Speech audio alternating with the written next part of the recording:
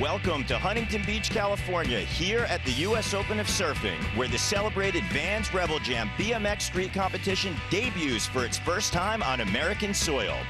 Unlike any other traditional contest format, the Vans Rebel Jam philosophy supports fun, creativity, and innovation.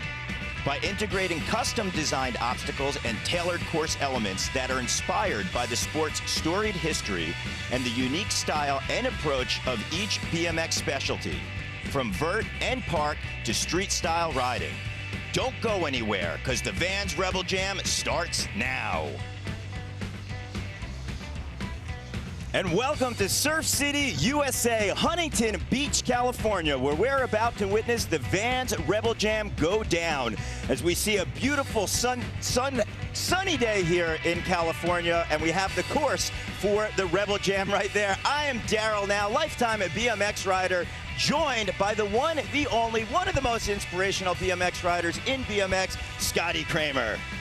Good to be here, Daryl. Amazing event happened already this weekend. Watching qualifying, it was absolutely insane. It was incredible seeing the level of riding currently right now. But we're about to go into the finals. This is going to be nuts. Yeah, this is such a unique event. The emphasis of Rebel Jam for the last 15 years has always been about fun and also the individual style and personalities of the riders. We're going to talk about the contest format. We'll break down the judges, who they are, and what they're looking for. But let's take a moment and rewind it to yesterday, where we had our prelim, the 34 riders out on the course, and see which of the top 12 will be joining us today in the finals.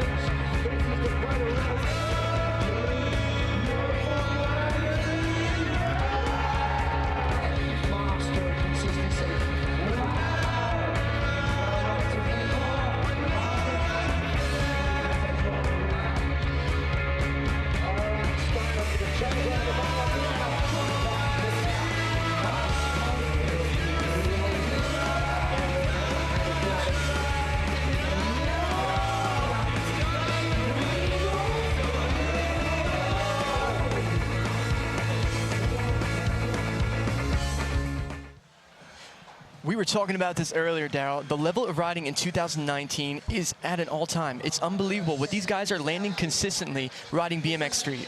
Yeah, just to see those combinations, that would almost be that of like a video game out there. So we're seeing the Rebel Jam course. It's definitely a little more street focused than maybe a park course, but all riding styles out there are expressed. Scotty, I want to ask you as a rider, how's that individual expression basically play out for a rider on a course like this? Like a course like this, there's so much variety. You have the rails, you have the ledges, you have quarter pipes are actually on here too. Now what's cool about this, we've seen in qualifying, guys are combining the quarter pipes with the other, parts of the course like the ledges and getting linked runs through it, which is amazing because the level is that high. Yeah, it's really cool. And the great thing about Rebel Jam, it's not just about your runs out there, it's about bringing elements of fun with BMX to an event for fans to enjoy.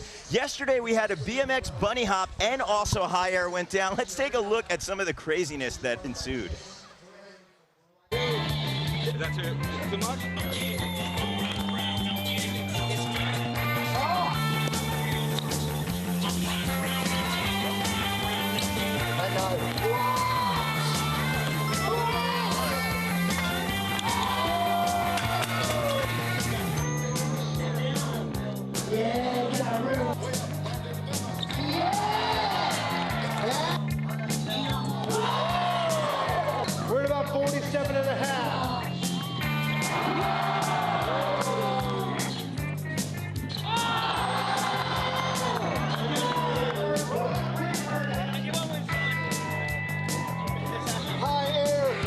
Jason Wells, we're up next.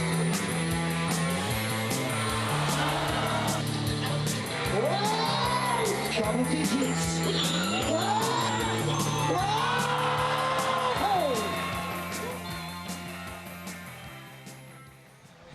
We had double high airs in that one. We had the quarter pipe high air, which Larry Edgar absolutely destroyed, but we also had the bunny hop competition where Brock Rayford actually had to use 4 different bikes. 4 bikes. He got flat tires on like 3 bikes total to get to that mark, and he tied with Sean Ricani right there. That is so crazy. Just think about that. You're getting flat tires, 3 flats, 4 bikes because you're going so high. Super nuts. Well, the cool thing about BMX, it's not just about being here for an event or a competition. BMX is definitely about enjoying with your friends. You could grab your bikes, you could travel around the world, and if you want, you could capture that experience. Well, your name is Calvin Kasich. You did just that. You rounded up a lot of the big Vans riders, and you put out a masterpiece. Thankfully, we've got a little taste of the project that he's worked on known as Shimmer. Let's take a look.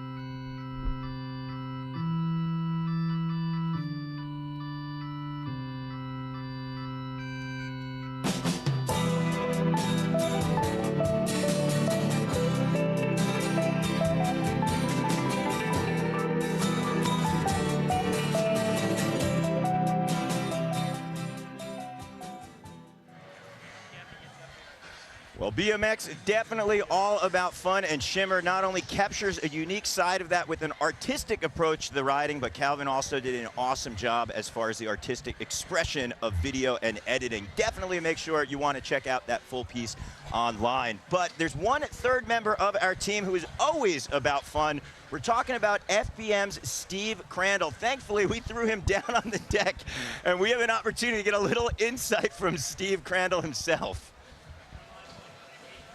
All right, what's up, Huntington Beach? My name is Steve Crandall. I am on the deck with one of the top qualifiers, Ty Morrow, out here at the US Open, the Vans Rebel Jam.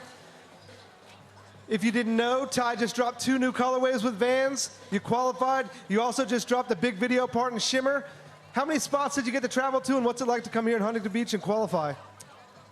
Shimmer was an awesome project. We got to travel to Barcelona, Australia. Vans helped us out, took care of us everywhere we went. It was pretty sick.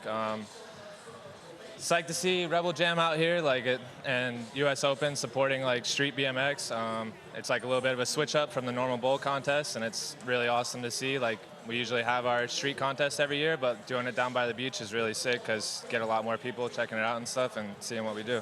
Awesome. I know I'm stoked. Everyone in the crowd seems really stoked. Daryl, Scotty, they're real stoked. How stoked are the riders that made it into the final?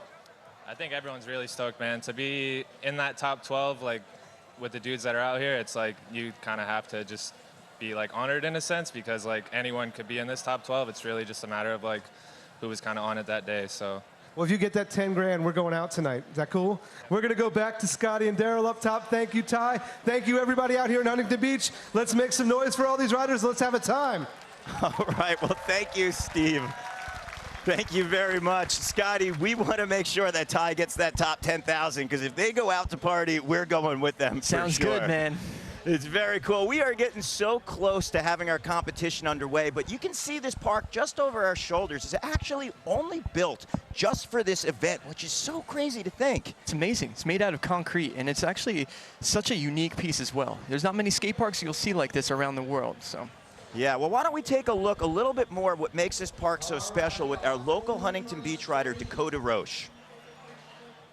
We're here in Huntington Beach at the Vans Rebel Jam. Super excited that this event has made it to America finally after being in Europe for all these years.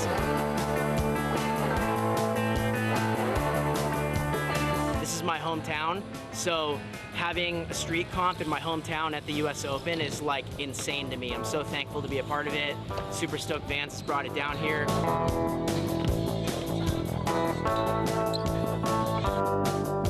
Really excited to have Colt's involvement in the course and designing the curved wall ride obstacle. That thing's gonna get destroyed. This weekend's gonna be crazy, and can't wait to see what happens.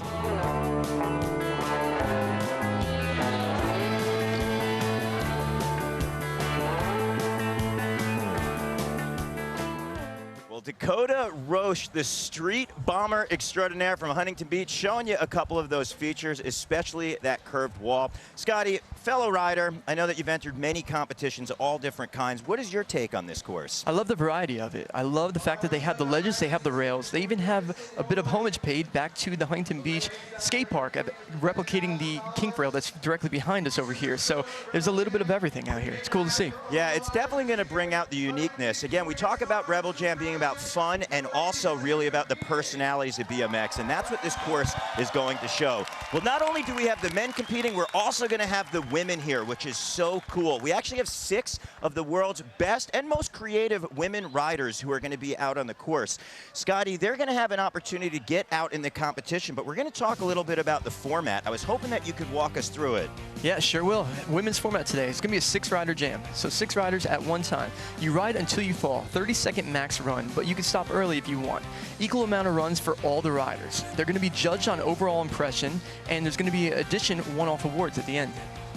Yeah, it's going to be a unique one out there. Again, that 30 seconds is going to be something we're going to talk about a lot. That's going to be a very cool format. But we do have our 6 riders. Let's take a look. We see USA top to bottom out there. It's going to be Angie Moreno, Jessie Gregory, Jessica Kasich, Mackenzie Barros, Natasha Wetzel, and Paris Venegas. So those are going to be our top 6 women in our finals for the Rebel Jam. USA top to bottom is going to be represented very strong out there. Yeah, a lot of great riders out there and a lot of different varieties of styles in the women as well. So I'm really curious to see how this plays out today. Yeah, it's going to be very cool because, again, this is a course that not only has park elements but also street as well. We're taking a look at our first rider, 29 years old, from San Diego, doing it for Vans and Cult Crew. On course right now is Angie Moreno. Wow, look at that beautiful one-handed table air right there. That was amazing. And Angie's got such a great style in BMX, and she's known throughout BMX by both the women and the men for having an amazing style. So I'm really curious to see how she approaches this course today because she is known as more of like a park rider. So, and with this course, there's a lot of rails, ledges, but there's also quarter pipes as well. So we're going to see how she diversifies her riding. Yeah, we have our 3 judges, Alex Valentino from Marseille, France.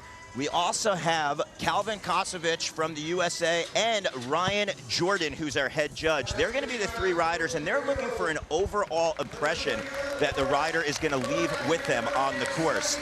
Now, Rebel Jam isn't necessarily about your numeric number out there, creativity, style, and fun, but what do you think the main things the judges are going to look for? So I think the judges that they picked are really good for this, and a lot of them, all the judges are street-based. So they're going to want to see street approach this because it is a street contest when it comes down to it. So if you can mess with the pegs, if you can come up with unique lines that are more street-driven, I think they'll do better when it comes to judging. Awesome. Well, our second rider to take the course is Jessie Gregory, 17 years old, Rockstar, S&M, and S1 are her sponsors. Now, Scotty, let's see if she takes that street approach you were talking about. You can see on her bike setup, she's got 2 pegs on there. She does, and look at, she started out with that manual across that ledge, which the judges are definitely going to want to see. And what's cool about Jessie, she's from right here in Huntington Beach, California, so she's a local girl, just like Dakota Roche, so she's loving this one today. But I did see her in practice, and she was doing some really cool things. Look at that turn down across that gap in the center. But what I'm really curious to see is how she uses her pegs, because I saw on her Instagram,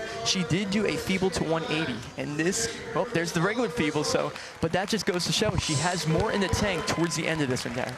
Yeah, so we're seeing Jessie Gregory put down a solid first run out there. As you mentioned, she utilized the pegs on the course and had the flow for the entire 30 seconds. Now, one thing that the event organizer, Andy Zeiss, was talking about, the clock is a mere suggestion. It's not a traditional comp where they want the rider to run down to the buzzer, but they want to let the riding speak for itself.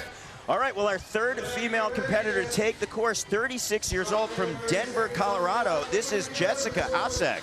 So Jessica, I've been watching her ride today. Look at, she started things off with the first official double peg grind of it, and across that concrete ledge, she rides metal pegs as well, so you can hear the sound, but it looks like she's waving it off. It looks like she might have had a little bit of an injury with her knee right there. Oh, that is unfortunate. If a rider does wind up wanting to pass on their run, hopefully not from injury, maybe they wind up saying, hey, I only want to use 15 or 20 seconds, they will potentially be able to come back. I hope Jessica is going to be okay. You see her holding her knee.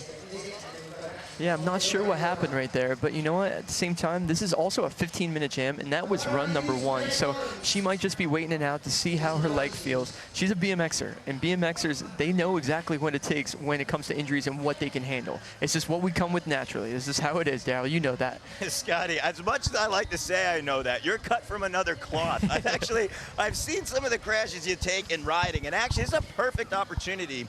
If you guys haven't had a chance yet to log on and see Scotty's classic tales of your double flip gone wrong, it is one of the funniest stories. I'm sorry I'm laughing about you falling on a double backflip, but you have such a charismatic personality. I think you're the only person. Well, I'm glad I could wind up finally on. laugh about the double flip, but definitely go check it out. It was so much fun, and those classic tales, the whole series, amazing. So Yeah, just make sure you log on, type in Classic Tales Scotty Kramer, and it will wind up coming into your browser. Right now, coming onto our screen, Mackenzie Barrios.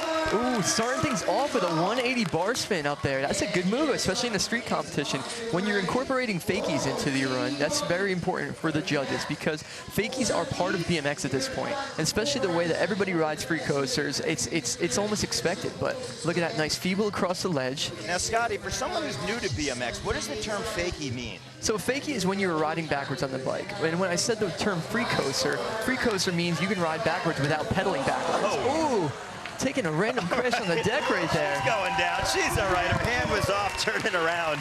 And wound up, thankfully, being okay. So we will wind up seeing her second appearance come to the course. 2 more riders remain of jam number 1 as we work our way through the women out here at the Rebel Jam. You can see a little bit of that rider camaraderie as she gets a pound from Angie Moreno, but 2 more riders remain.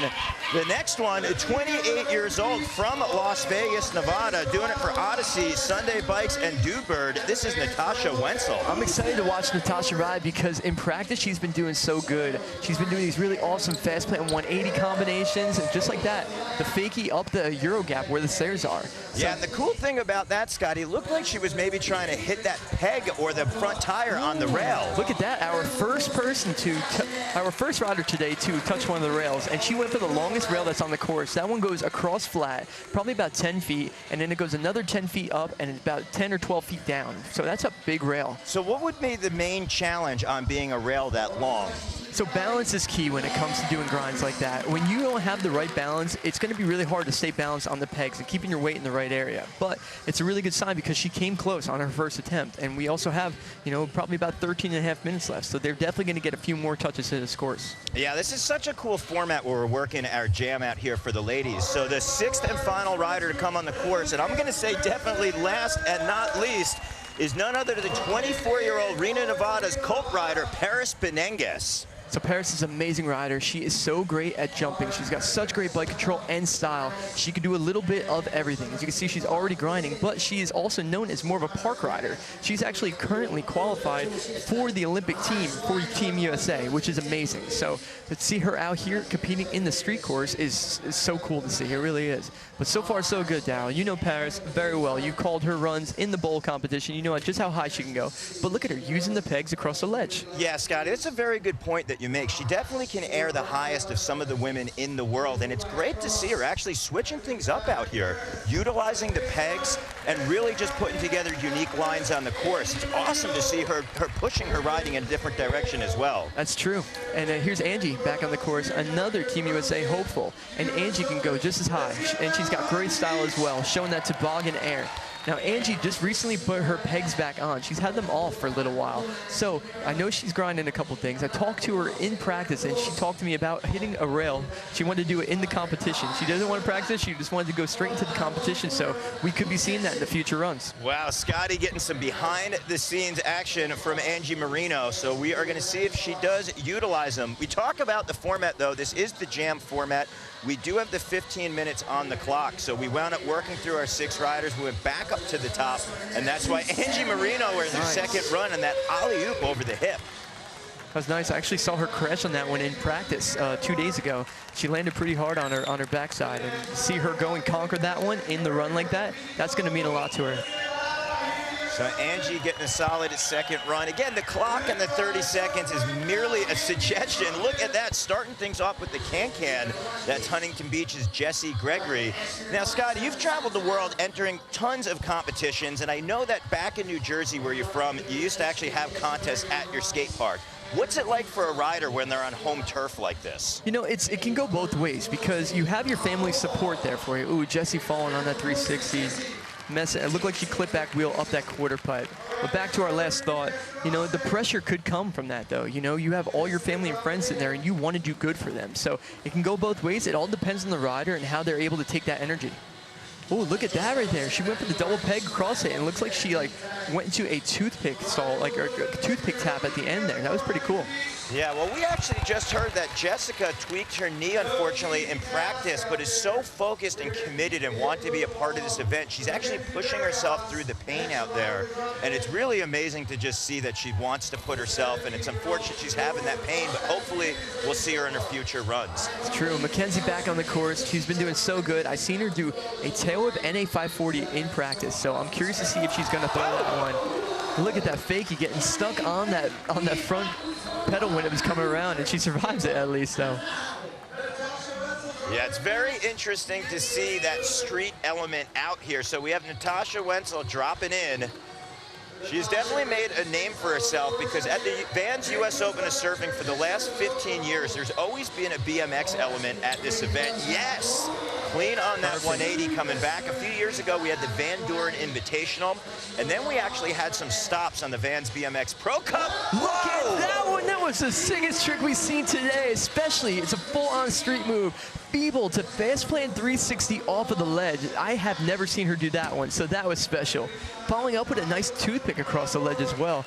I'm telling you, I've been so excited to watch her ride today because I've seen what she's capable of, but she even surprised me on that one. That one slipped underneath my radar. Yeah, Scotty, not only was that a big trick, the thing about Natasha is her riding has a ton of bike control, the confidence. And we're actually seeing that confidence as Paris blasts out of the Rebel Jam high air quarter pipe. Where was she in the high air contest yesterday? I would have loved to have seen her out there, but right now we are watching it all Paris Venegas as she does that fast plant, and there's the feeble grind going coast to coast across that grind box. Wow, seeing Natasha and then followed up straight by Paris. Like we're looking at these guys, the two girls that are fully understanding how to ride this course right now, and I think it's only going to get better for the rest of the crew as this keeps on going today, Daryl. You know the momentum builds in BMX. Yeah, that is a very important part, and it's great to see Paris out there doing two totally different runs, and that's something where it's the overall impression. The judges don't want to just see a rider go on the course and do the same thing for each one of their approaches on the course.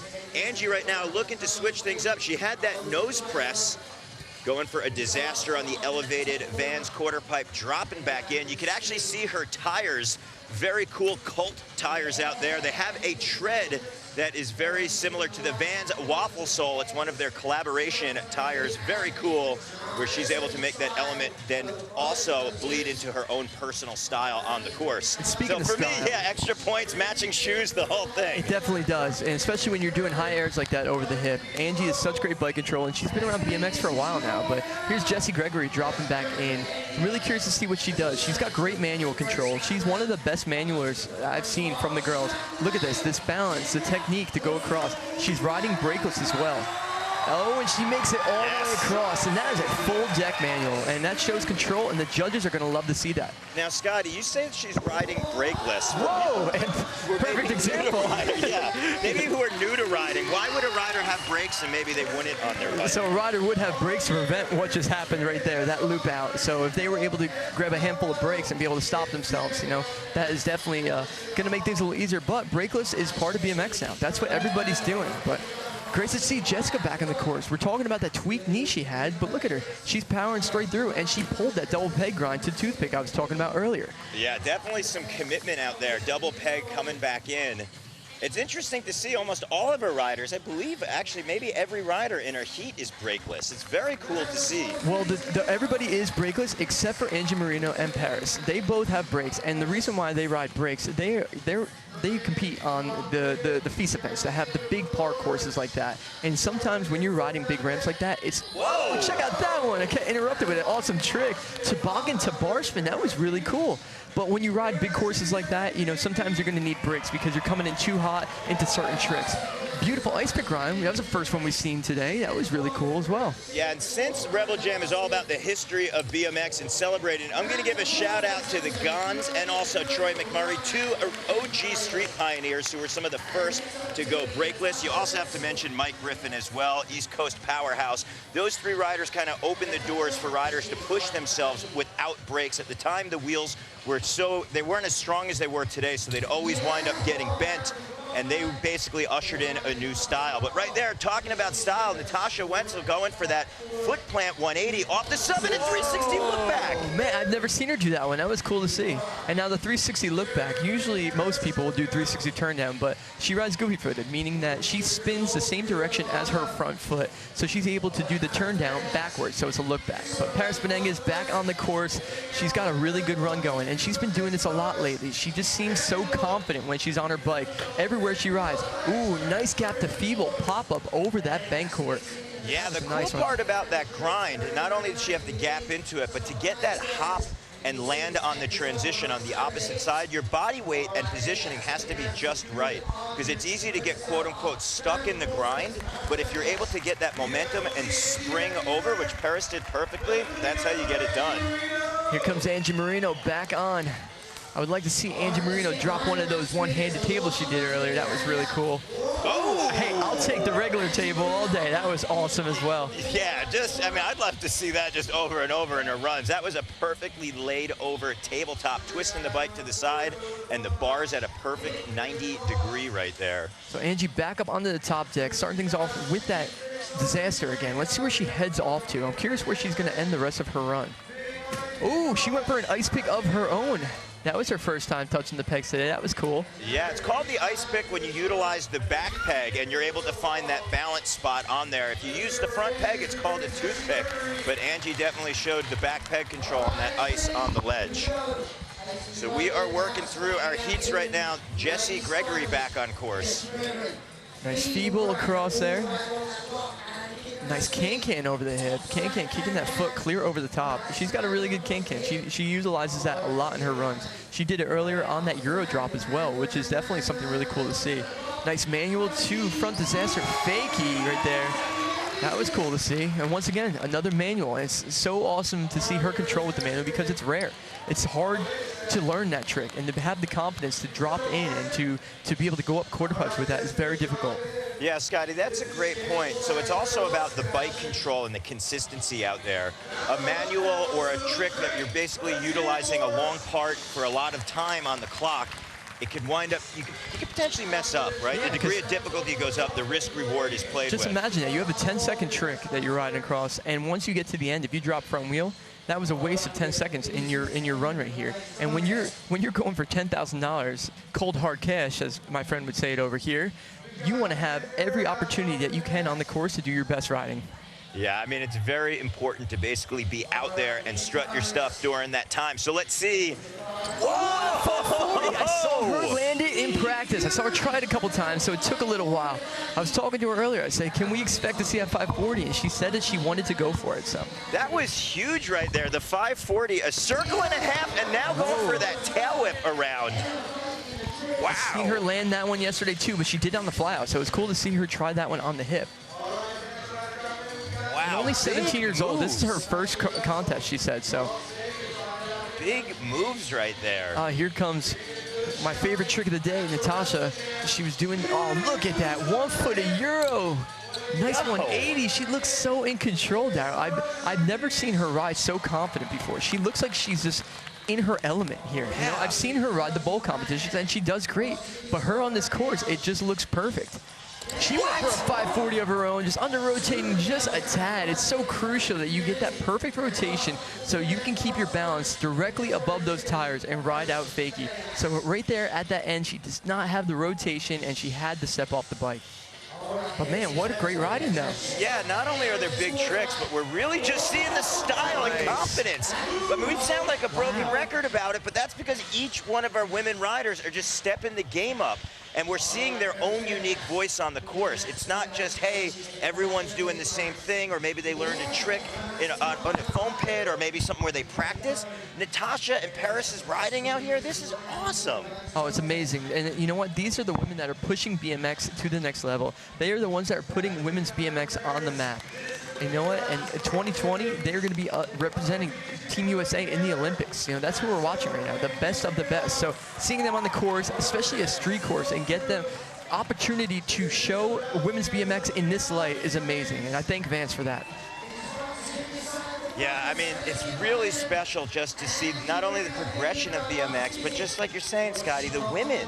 It's just real. Oh, that's what we're talking about. We were talking about. She did it, Taro. The double peg going down the rail. Shout out to Nina Buitrago, who I know is watching back at home. Unfortunately, Nina does have an injury. Oh, but she was the first. Yeah, she was the first woman to ever do a double peg down a handrail, and it's so cool to see that somebody who was, I can almost consider Angie a protege of Nina. She took her under the wing many years ago, and now Angie's throwing the double peg on the handrail. You're right, and back to that double peg, you know, she told me that she didn't want to try it until the competition, but she just did that so easily. That should be in her every single run routine, because she's got that dialed. She looked as comfortable as could be.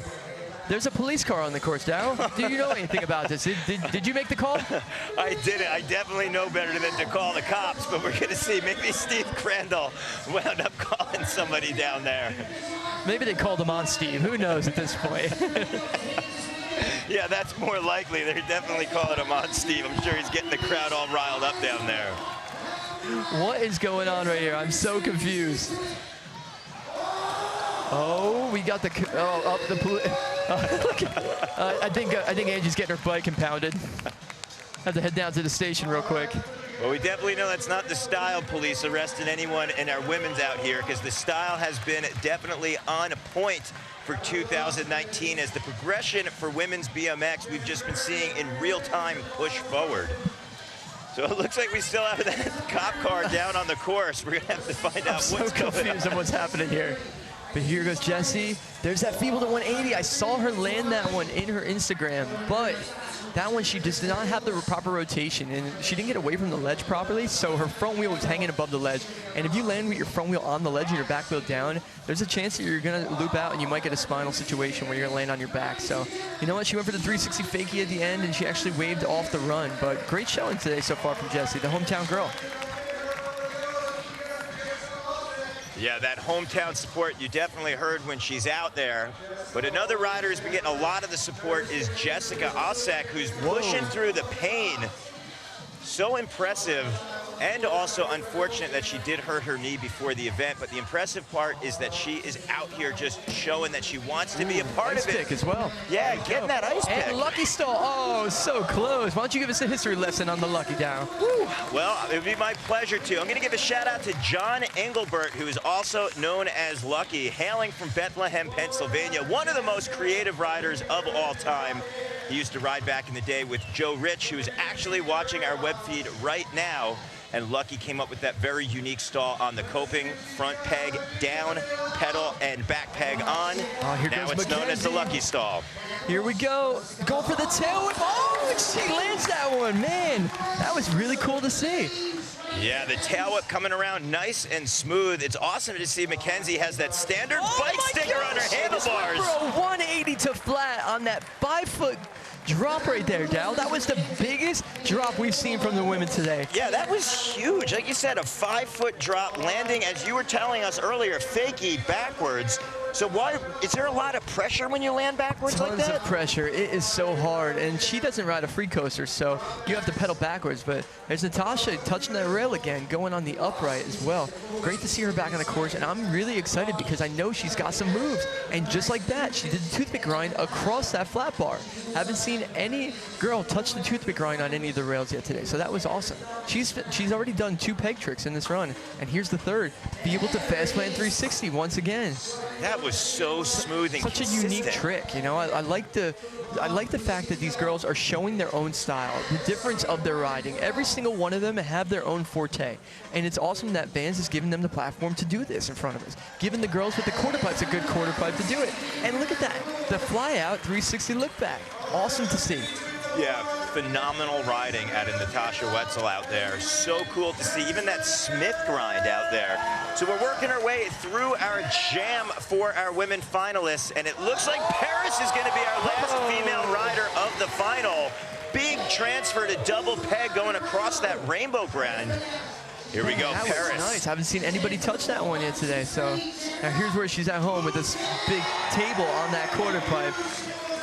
She was competing in the high air at the Vans BMX Pro Cup that we were at in Germany. They were going so high, it was amazing. Such great riding from Paris so far. Smith right across there. Almost had the whole thing, back peg slipped down and tapped into the double peg at the end there. So that was a nice solid one. Yeah, and the Smith grind is when the front peg is on the ledge, the back wheel is up on top. The level of difficulty is increased because your body position has to be a little bit off kilter. So Paris right there putting in a solid run. She had the grind across the channel, went for the Smith, but the big cherry on top of her last run was that air blasting the tabletop, Scotty. Definitely, definitely. And, you know, the street judges are definitely going to love to see that rainbow that she did, that grind that she did on that one. Not one girl has touched that one in her run. So her doing that one, I think, is going to be awesome in the judges' eyes. So, Scotty,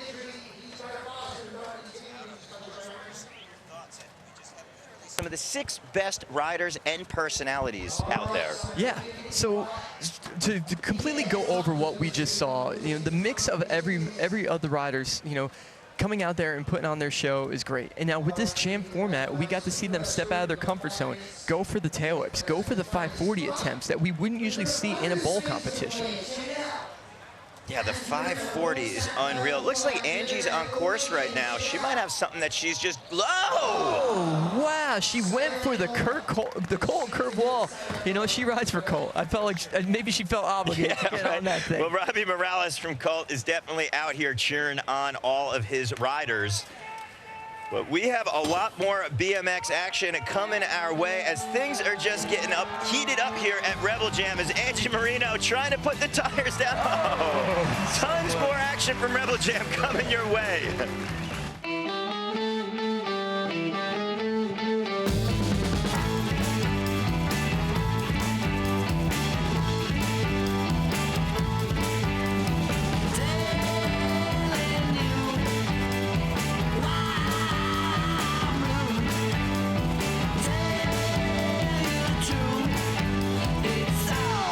Because of you, but it's all right.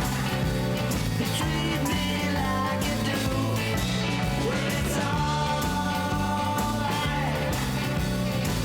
I found a love that can love me true, yeah. I don't lie.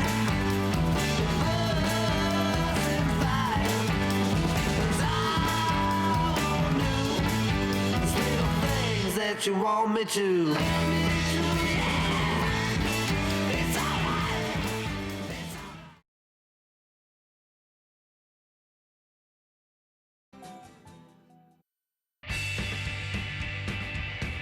Well, if you are just joining us, this is the Vans Rebel Jam here in Huntington Beach, California. We just witnessed the women's final go down, where we had 6 of the world's best and most creative ladies out on the course, strutting their stuff, working it for all it's got out here. I'm Daryl now, joined by the one, the only, the fabulous Scotty Kramer. Fabulous, I like that. Never been referred to that before, but man, I might run with it. You definitely should. Well, let's talk about what the ladies ran with out there. We got a little recap, some highlights coming your way if you didn't get a chance to see it the first time. But before we do, we're going to check in with the man of the myth, Steve Crandall, down with Paris Venegas. What's up, Huntington Beach? Steve Crandall here. I'm on the deck with one of the top qualifiers for the ladies, Paris Venegas. First Rebel Jam in the States. You've made a great showing so far. You had the peg grind over the rainbow wall. Tell us how it feels to be out here representing the ladies out here at such a big event. Honestly, it's just such an amazing day, and just thanks to Vans for having us out here. It's the first women's contest in the Rebel Jam, and it's great that it's in the States with all of our friends. Let's put it together for Paris Venegas. Before we go, on behalf of all the riders, all the dudes, the ladies, everyone out here at the U.S. Open, we just want to say thanks. Any shout-outs real quick? Shout out to Vans and just everyone that's involving the women and making everything equal for us. Like, we really appreciate it, and thank you, Vans, for standing with us. Awesome. Thank you so much, Paris. We'll see you out there again. Paris Venegas is one of the leading ladies when it comes to women's BMX. Not only is she competing at the top, but she's also doing her part to push it and further on, get more girls starting out at the skate parks, becoming riders and looking up to them as, role models. Yeah, that's a really important part of BMX as a whole, is the fact that it is open to everybody, right? You and I grew up, it was always an open invitation, and we always encourage as many people to ride. But the fact that there was not as many female BMX freestylers, we had Nina Buitrago, right? Erin Donato, a couple of the classic riders out there, but now to see all of our women's, not only are they riders, but they're also role models. So cool to see that with Paris. But if you are just joining us, thankfully, we got some highlights that just went down. Top 6 riders in our finalists. Let's take a look at the women brought.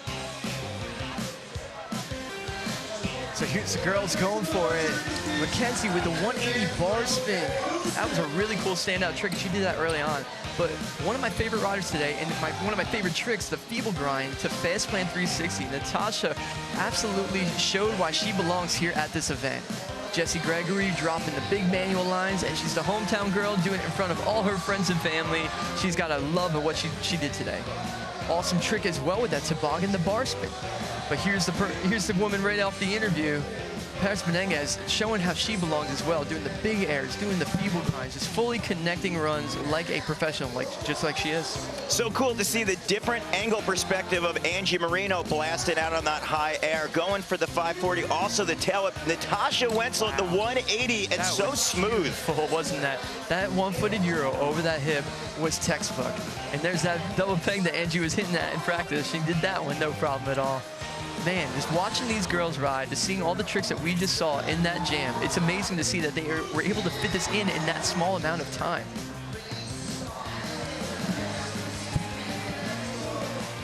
There you have it. Real-time progression. Our women BMX riders pushing things, not only blasting out of the air, but also with the freestyle combinations. Yeah. Natasha Wetzel. Feeble foot plant 360. That was cool, very unexpected. And I was talking to her earlier in practice, and I asked her about the fast plant 180 she did, and she didn't even mention that fast plant 360. She kept that one away from me, and I'm glad she did, because that was quite the pleasant surprise seeing that one live. Yeah, well, very special to watch the women do their thing. Things are definitely building here, not taken away from the women, but we do have the men who are getting ready to get on course.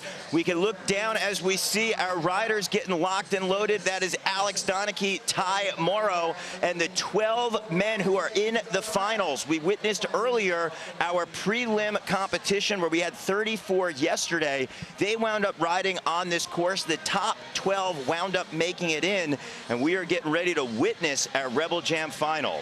This is going to be such an insane event today. And all these guys, all these 12 riders, yes, they qualified in competition format, but every one of these guys are great friends with each other, and they want to see all their friends succeed. So they're going to be pushing each other, feeding off each other, and we're going to see some groundbreaking tricks today.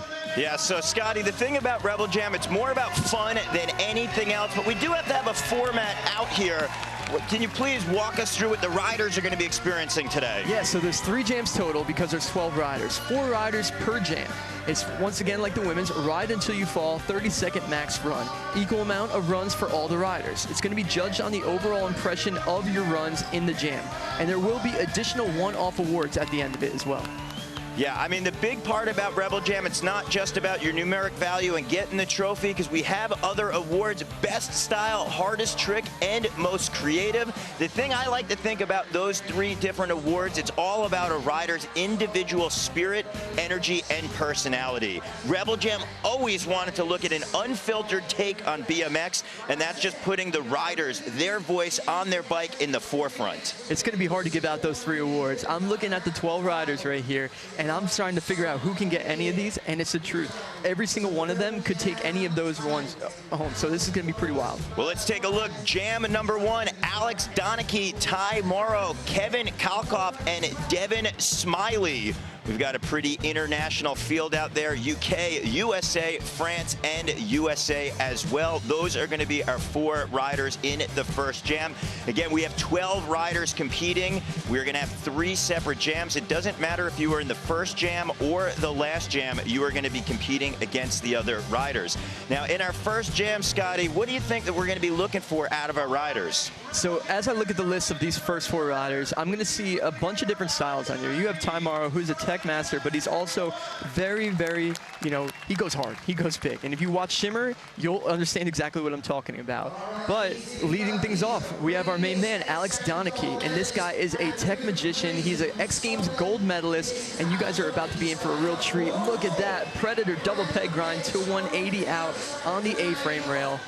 Nice switch feeble across the flat bar up top. Yeah, Donachie has definitely been a leader of the new school street out there. He has the ability to put 3 or 4 trick combinations in the beginning of his tricks. And I'm saying beginning because he links it together where you think he's done, and he just keeps it rolling. And there is that lucky grind. This time we're seeing across the ledge as opposed onto the quarter pipe and then up onto the front wheel. And he's an innovator in BMX. He's put his own mark on BMX. His ability to combine insane grind combinations blew people's minds when they first saw him. But he just goes to show it's not just video parts that he excels in. He's also an amazing competition rider. He got the X Games gold medal. You can't just hand that out to anyone.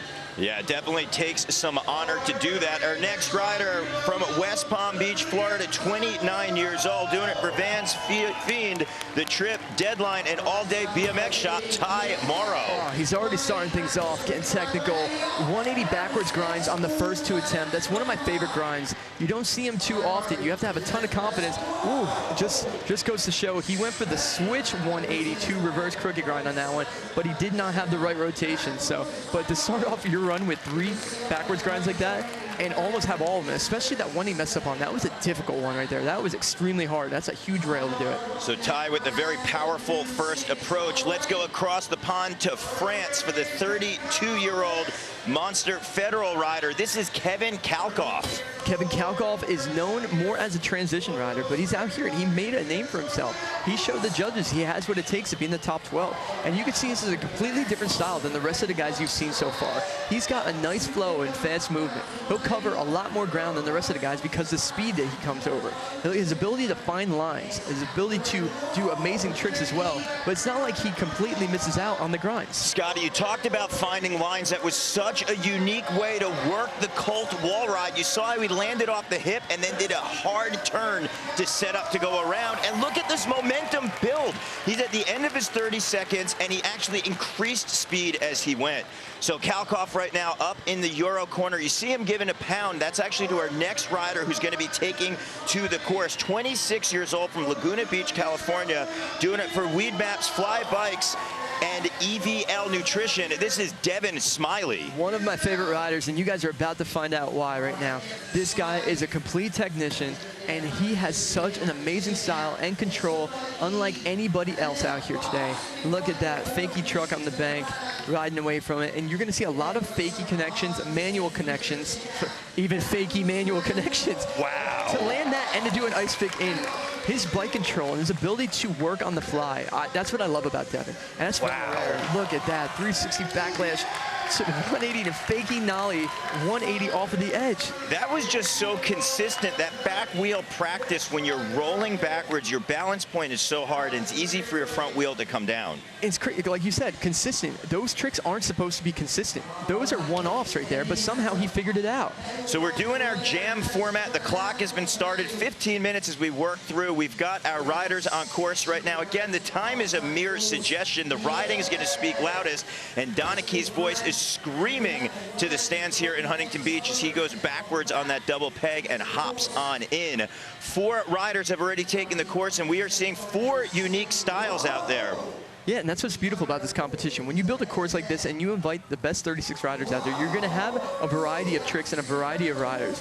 And Alex Donachie just had a really good run. I really liked how he was, getting really technical on there. He did a feeble grind to start things off, but he went with a switch feeble to bar spin. And the variety of doing the opposite and the regular, the judges are definitely looking for that, and they will reward you. So right now, Ty Morrow, we're talking about an overall an overall approach on the clock, and right now he is definitely making his presence known to our 3 judges as he hits 2 big left-right haymakers, and now getting technical. Nose to pegs to hard 180, and I love how he does it because he pops the front end over. Oh, once again, the switch 180 to Crook on that rail. He wasn't able to pull, and I can't stress enough, that is a difficult trick. That is such a hard trick to do. Not many guys can go switch 180 with that kind of confidence on a rail that high. So now we got Kevin Kalkoff. You see him bumping down, hitting his front wheel. He was asking for the course to be cleared because he's building momentum. Oh, we got a camera guy on the course. I don't even know if he's verified out there. We got to check credentials. Well, I'll tell you this, that no one knows where Kevin Kalkoff is going to go because he is one of the riders who finds lines that no one else can seem to figure out. And we are seeing with that transfer right there as Kalkoff, the Flying Frenchman, living up to his style that he's put with us for over a decade as a top competitor. Going up for that toothpick. I really like that gap that he did. That's a unique touch to this course. And the pop off of that middle part and landing something that small was serious because he was about, I'd say about 9 feet in the air, coming down on something that's only about 18 inches to 2 feet tall. Yeah, it was a very steep landing. You got to work the angle and pump on in. So right now, Devon Smiley on course. Not only is he a talented BMXer, but he's not too shabby on a skateboard as well. Not at all. He could ride next week probably if he wanted to with the skaters because he's that good. But this is where he excels at BMX. Look at that nice 540 over the hip. It's such a fluent style. I can't stress that enough. I said it earlier. He's one of my favorite riders because you never know what he's capable of. Honestly, I could sit here and try to come up with a game plan of like, oh, Devon will try this here, but he'll outdo it every single time because he's that talented. Ooh, stalling up on top of the wedge right there, like putting the can in. A can foot jam, and he was able to extend the back end out that far. And he's a street rider, that's where he excels at, and that's more of a, a ramp style trick. So to incorporate that and have that much style doing that as well. That's a special rider. Now, Scotty, when a rider does maybe something, let's say like a can foot jam up on top, that might be a foundation trick, but when a rider can do their own style, what? So, what just happened there was the sickest. Break that down. That was insane. He just did a crank arm grind down that rail where the stairs are to manual. And then he did a feeble grind across and then popped over to a grind and then 180 out. And look at the momentum still going. It just took you 20 seconds to describe all the tricks that Donaghy did out there. That's what he said in his first run. He puts combos into combos and out of combos. That was the craziest trick of the competition, hands down so far. That was special. Not many people in the world can do that if you give them a week to do it. And he just did it in a competition. Wow, so Donaghy taking his run out on the course. It looks like Ty Morrow is going to be back in, hopping over, hitting the peg. Wow, Ty Morrow! I'm telling you, we talked about this earlier, the energy from these riders, it's going to keep on going this way. As soon as one of your friends does good, you have to back that up. It's all part of it. You know what? They're going to keep on feeding off each other. Yeah, I love seeing the power of Ty Morrow, and I think he might have put that energy into the back wheel and blew out his wheel. Hopefully he's going to be able to get that thing fixed. You see him actually touching the back wheel. He's probably going to have to change out the tube. He didn't have the cleanest re-entry when he landed backwards, and it might have folded off the rim a little bit. He's got a lot of friends out there. I'm sure they'll help him out. But here's Kalkoff back on the course. Nice wall ride to table out the top of it. Very unique touch to the course. And look at that. He just had a transfer as a hip into that thing we were just talking about, that steep thing. That is like, look at it. Look at the camera angle. That is miserable to land into. And he just did that willingly, which is insane. Yeah, and he did it smooth. It was almost like a set of trails where he just nose dove in and just very smooth and built speed, where most riders probably would have flipped over at the bottom of that transition. And that's why he's known as one of the, the smoothest, most stylish riders out there. But so the fact that he's able to do it on both the bowl and it comes to the street course and do it as well is huge. It's definitely awesome showing for Kevin Kalkoff so far.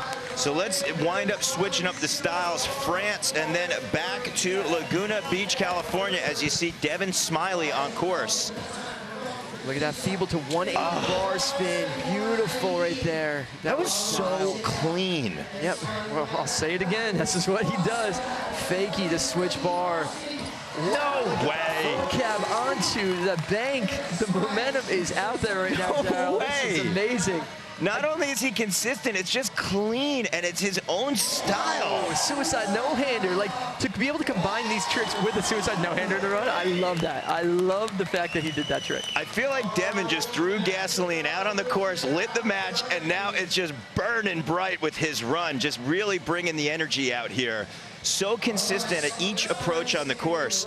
Well, now it looks like we're going to go back to the top as Alex Donachie dropping in. Again, the 30 seconds is a mere suggestion. If the riders want to drop in and do one killer combo like Donachie did in his last and then wind up rolling out, they're not penalized for it. It's overall impression. That's what this format is designed for. Yeah. This is to push BMX. This is the type of competition that Vans is going for here. And so far, it is working flawlessly.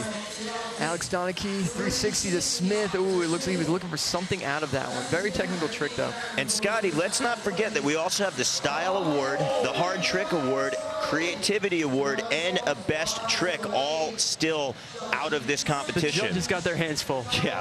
I'm glad that we just have to call the event because they have quite the job ahead of them. I mean, in all fairness, they're probably saying, listen, trying to call one of Alex Donachie's tongue-twisting combos, you guys got the hard part. So. True. Wow, so Donachie right there wrapping up his run. It looks like right now, if we remember, Ty Morrow had that back tire difficulty. It looks like that might be Garrett Reynolds down there. You can see Dennis Anderson. They're probably trying to help him out pit crew style. All right, let's see what Devon's got. Barsman, the manual. Ooh. Oh, the 180 fell off right there. Man, that's a tough one. He's a free coaster guy and brakeless, so he can't use pedal pressure to help him get that 180. It's all on balance. Oh, the policeman, of course.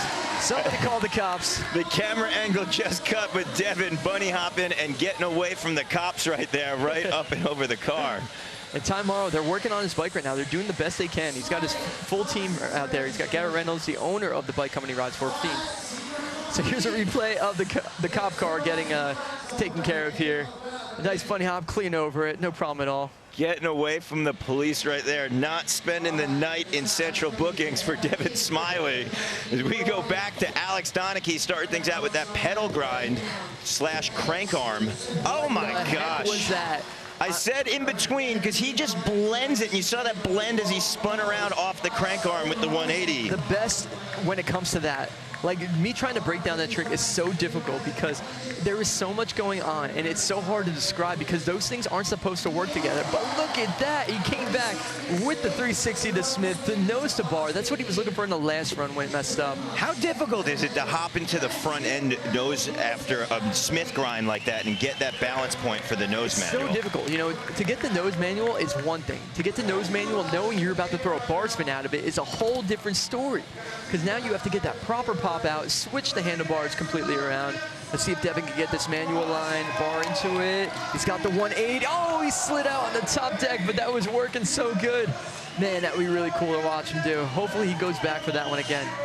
So now an interesting thing, Ty Morrow, his bike is getting worked on, and it's giving our riders more time out on the course, but they also could technically get more winded, right? If you're going to have to drop right back in time after time. That is true. Here's Devon going for it. Seems not to be worried. The fakie, oh, nice half cab in, pulling that line clean. Once again, I will say it, this guy's special. He's a very special rider, Darryl. Special indeed. I'm going to call him crazy. That was unbelievably consistent. That half cab in was ridiculously smooth. Look who's for back jumping on the to course. flat. He's back.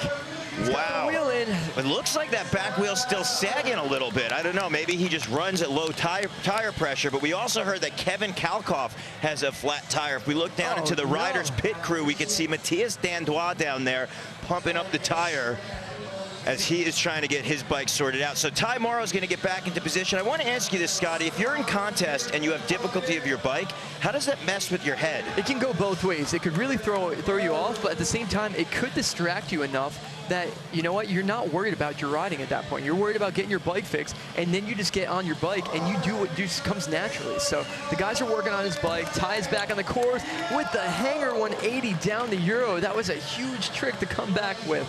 Having to step off the bike right there, but that's a tough one. Like I said, he's brakeless. Coming in that thing fakey, you're flying. Tons of control needed in a situation like that. From what I can see, he's got a completely different back wheel on his bike. Not saying that's going to make a big difference, but, you know, it comes into play right there. You know, you're used to your setup, whether your tire diameter is different. Look at that. Oh my gosh. Oh, collided with the rail. Look, got out of it at a good time, though. At least he didn't hit the rail with his body. Only his bike hit it. Well, now, Scotty, if it is a different back wheel, and we see Ty runs a free coaster, would that maybe be a different part on that fakie where he was trying to go? Definitely is, because a free coaster, you can adjust the amount of slack you have in it. So the slack meaning how much your crank moves before it engages. So if it's different, that can throw him off as well. But Kevin Kalkoff just made a record-setting time of fixing that flat tire. Yeah. He's back on the course before he even missed a run. I think his fellow Frenchman, Matthias Dandois, should put the pit crew on top of his resume. He should. Because he just got Kevin back on it, sailing through the skies as he hits both hips so smooth and consistently, and then again into that brutally steep landing. That shouldn't work, but somehow he's making it work, which is really cool to see. Kevin's such a consistent rider. You know, everybody knows him around BMX for such amazing style. Look at that one-footed Euro over that hip. So much control. Awesome to see him out here, and especially that he made the final. This is a very stacked group of riders they had here. When they showed the highlight reel earlier, I saw guys that didn't make it into the finals that were dropping some of the biggest tricks of the competition. Ooh. Devon with a truck driver drop in, bringing a different approach right here, popping up a truck, which I don't really see him do too often. Ice the foot jam to Can on the way in. Ice across. What? Ooh, it looked like he did a crank flip out as well. Kick flip on the way out of the ice pick across. He keeps on switching his pedals up. I keep on looking and noticing. I wonder what he's doing right there. Like, it was almost like he was spinning his pedal on purpose. Like, maybe he has a certain side that, like, he uses that has pins on it compared to the other. Yeah, that would be an interesting fact. So let's see if he winds up incorporating a different stall. So what Scotty's referring to, when you wind up grinding on your pedal, you actually grind down part of the metal. And if you do it enough, you lose grip on one side. So riders will favor one side to the other as far as having your foot placement on the pedal. But Smiley out there looking great. Yeah, that backlash crank flip was really cool that he did. That was really cool. So, Scotty, we talked about it being a 15 minutes on the clock, but Rebel Jam's all about the riders and putting it first and making sure people get out there. The time is always very loose-based, so we're actually going to our judges for the call. We're not even worrying about the clock right now, as Donachie is out there just working it, trying to get that spin. The riders aren't worried, and the other guys in the jams, they're not worried if they're riding more either, because this is all about fun. This is all about progressing BMX right here. This is the most fun BMX event that these guys will ever go to. Look at that 540 disaster revert on the way in. Nice little grind on the end there. I guess you might as well if it's there, right? Yeah, a little cherry on top, a couple sprinkles on this Sunday. What's so cool as Donachie wraps up his final run on the course, Scotty, we are seeing 4 unique, distinct styles out here. And that's what's so special about Rebel Jam. Even though each one of the riders definitely excels in the street category, we're seeing their own style on course. So close, so close. And speaking of style, that's an aggressive hit right there. That toothpick hangover 180 on that down part is a nightmare trick. If somebody told me I had to do that to save my family, I would be scared for my life, Darren, I'll tell you that. And my family's life. So what makes this so difficult? Let's take a look. Look at this. He's swinging the back end over the rail. And fakey, and he pulls it that time. So the family's safe. They're good. Nothing to worry about. Big Scott, I don't know. We're not sure about it at home, but we'll see. Oh, he almost got the 180 switch crooked grind as well. Man, that was close. Really close right there. Great style on that whip. But the thing that was so difficult is that you have to pivot your back end around. You have blind faith as you drop backwards down the Euro gap. And then you have to have your weight balanced above your wheels so you don't wash to the side, which we saw Ty do a few times. And you got to dip it. Oh, he pulls it finally.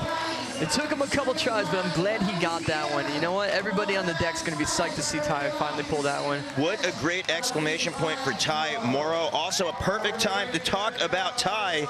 He just had his own 2 colorways come out in the old school Pro Vans shoes. So if you're a fan of Ty's riding, you can definitely go pick up one of his colorways out there. Kalkoff looking for the ice pick to manual. Let's see the unique lines, the Frenchman, as he cruises across the course. Wow, look at that. He went for the same grind that Venegas across that thing. That was really cool. What I'm noticing on this one, that line was amazing.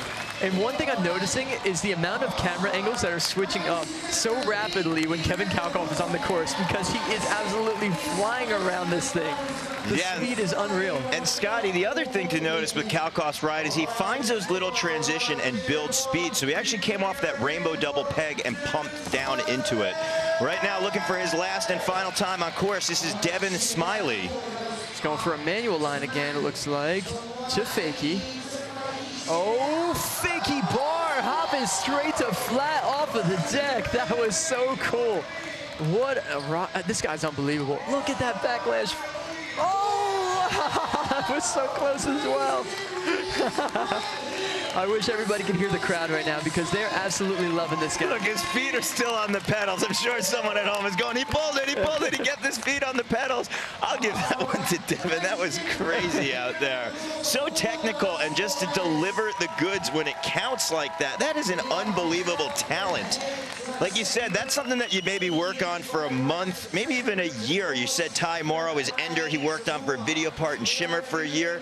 But to just deliver and hammer it out run after run like that, unbelievable from Devon Smiley. Awesome riding so far, and we have 2 jams left, and I can promise you this, the names on these next 2 jams are something that you want to stick around for because these guys are going to be turning it up as it goes. Some of the qualifying yesterday, like Boyd Hilder, we had Dennis Anderson just battling back and forth, dropping some serious hammers.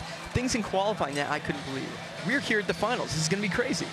Yeah, I mean, that first jam was something else, but we still have 2 more jams to go. We have our top qualifiers from our prelims. So make sure you don't go anywhere as the Vans Rebel Jam is underway.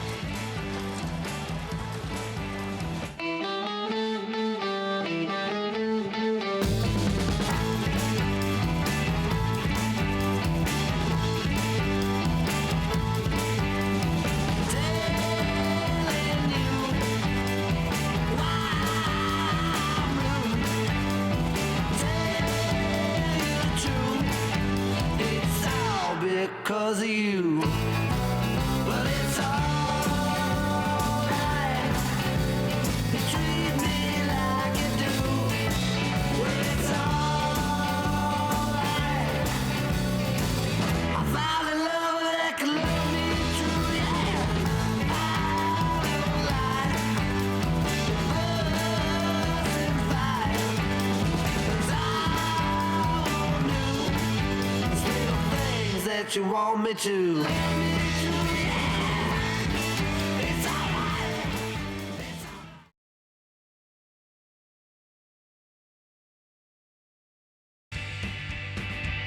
That was the man himself, Ty Morrow, who we just witnessed in our first jam here at the Vans Rebel Jam, representing his own signature Vans shoe. Take a look here at Surf City, Huntington Beach, California, as we have one of the most unique BMX contests going down at the U.S. Open of Surf.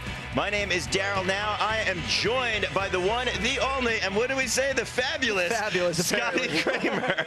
It's great to be here. The energy is unreal. I'm so glad that Vans threw this street competition. A nice mix-up compared to the bowl when we're used to. This is an awesome day so far. It really is. And we have an opportunity to go down to the 3rd member, FBM Steve Crandall, who always keeps all the riders and fans entertained. But I'm hearing he's with Devon Smiley. That's a good guy to be with right now, especially after that one. What's going on? This is Steve Crandall here on the deck. Group 1, the men's finals was wild, one for the books. We're with Devon Smiley. Your parents are at home watching the live broadcast out here at the Vans US Open. Tell us about that first heat. What was going on? Well, man, it's always hard being first group to ride, but it's really fun out here. This is definitely the most fun I've ever had in a contest, I would have to say, but it's rough. You had 2 guys get a flat, so it's just me and Alex going back to back. I'm so winded, but I think we had 3 riders get a flat on your last trick. Your tire exploded. What's up with that? I mean, luckily it was on the last trick, so I wasn't stressed too much about it, but I couldn't be happier with how it went, really. Awesome. Huntington Beach, let's make some noise for Devon Smiley. We're going to go back up to Daryl Naw, Scotty Kramer. Thank you all for joining us out here. Let's have some more fun. Thank you, Steve. Thank you so much, Steve. Very cool to hear the voices of Devon Smiley. I couldn't even believe what we wound up witnessing from his riding. We had the 4 riders in the first jam. So cool to see the unique styles out there. So much different riding. And Devon Smiley, you saw he had that flat tire at the end. It came in the nick of time because he was absolutely killing it. So here we are with the recap right here. We're going to watch some of the best riding from jam number 1. And there's a ton of it. I don't know how they're going to be able to fit it all into this one. Ty Morrow bringing so much heat across with the backwards grinds. Kevin Kalkoff with the endless speed, dropping in these crazy transfer lines. So awesome to see. Yeah, big shout out to everybody watching at home, but especially Devon Smiley's parents as they watch the consistency of that back wheel boogie. Look at that nollie press off on the 180.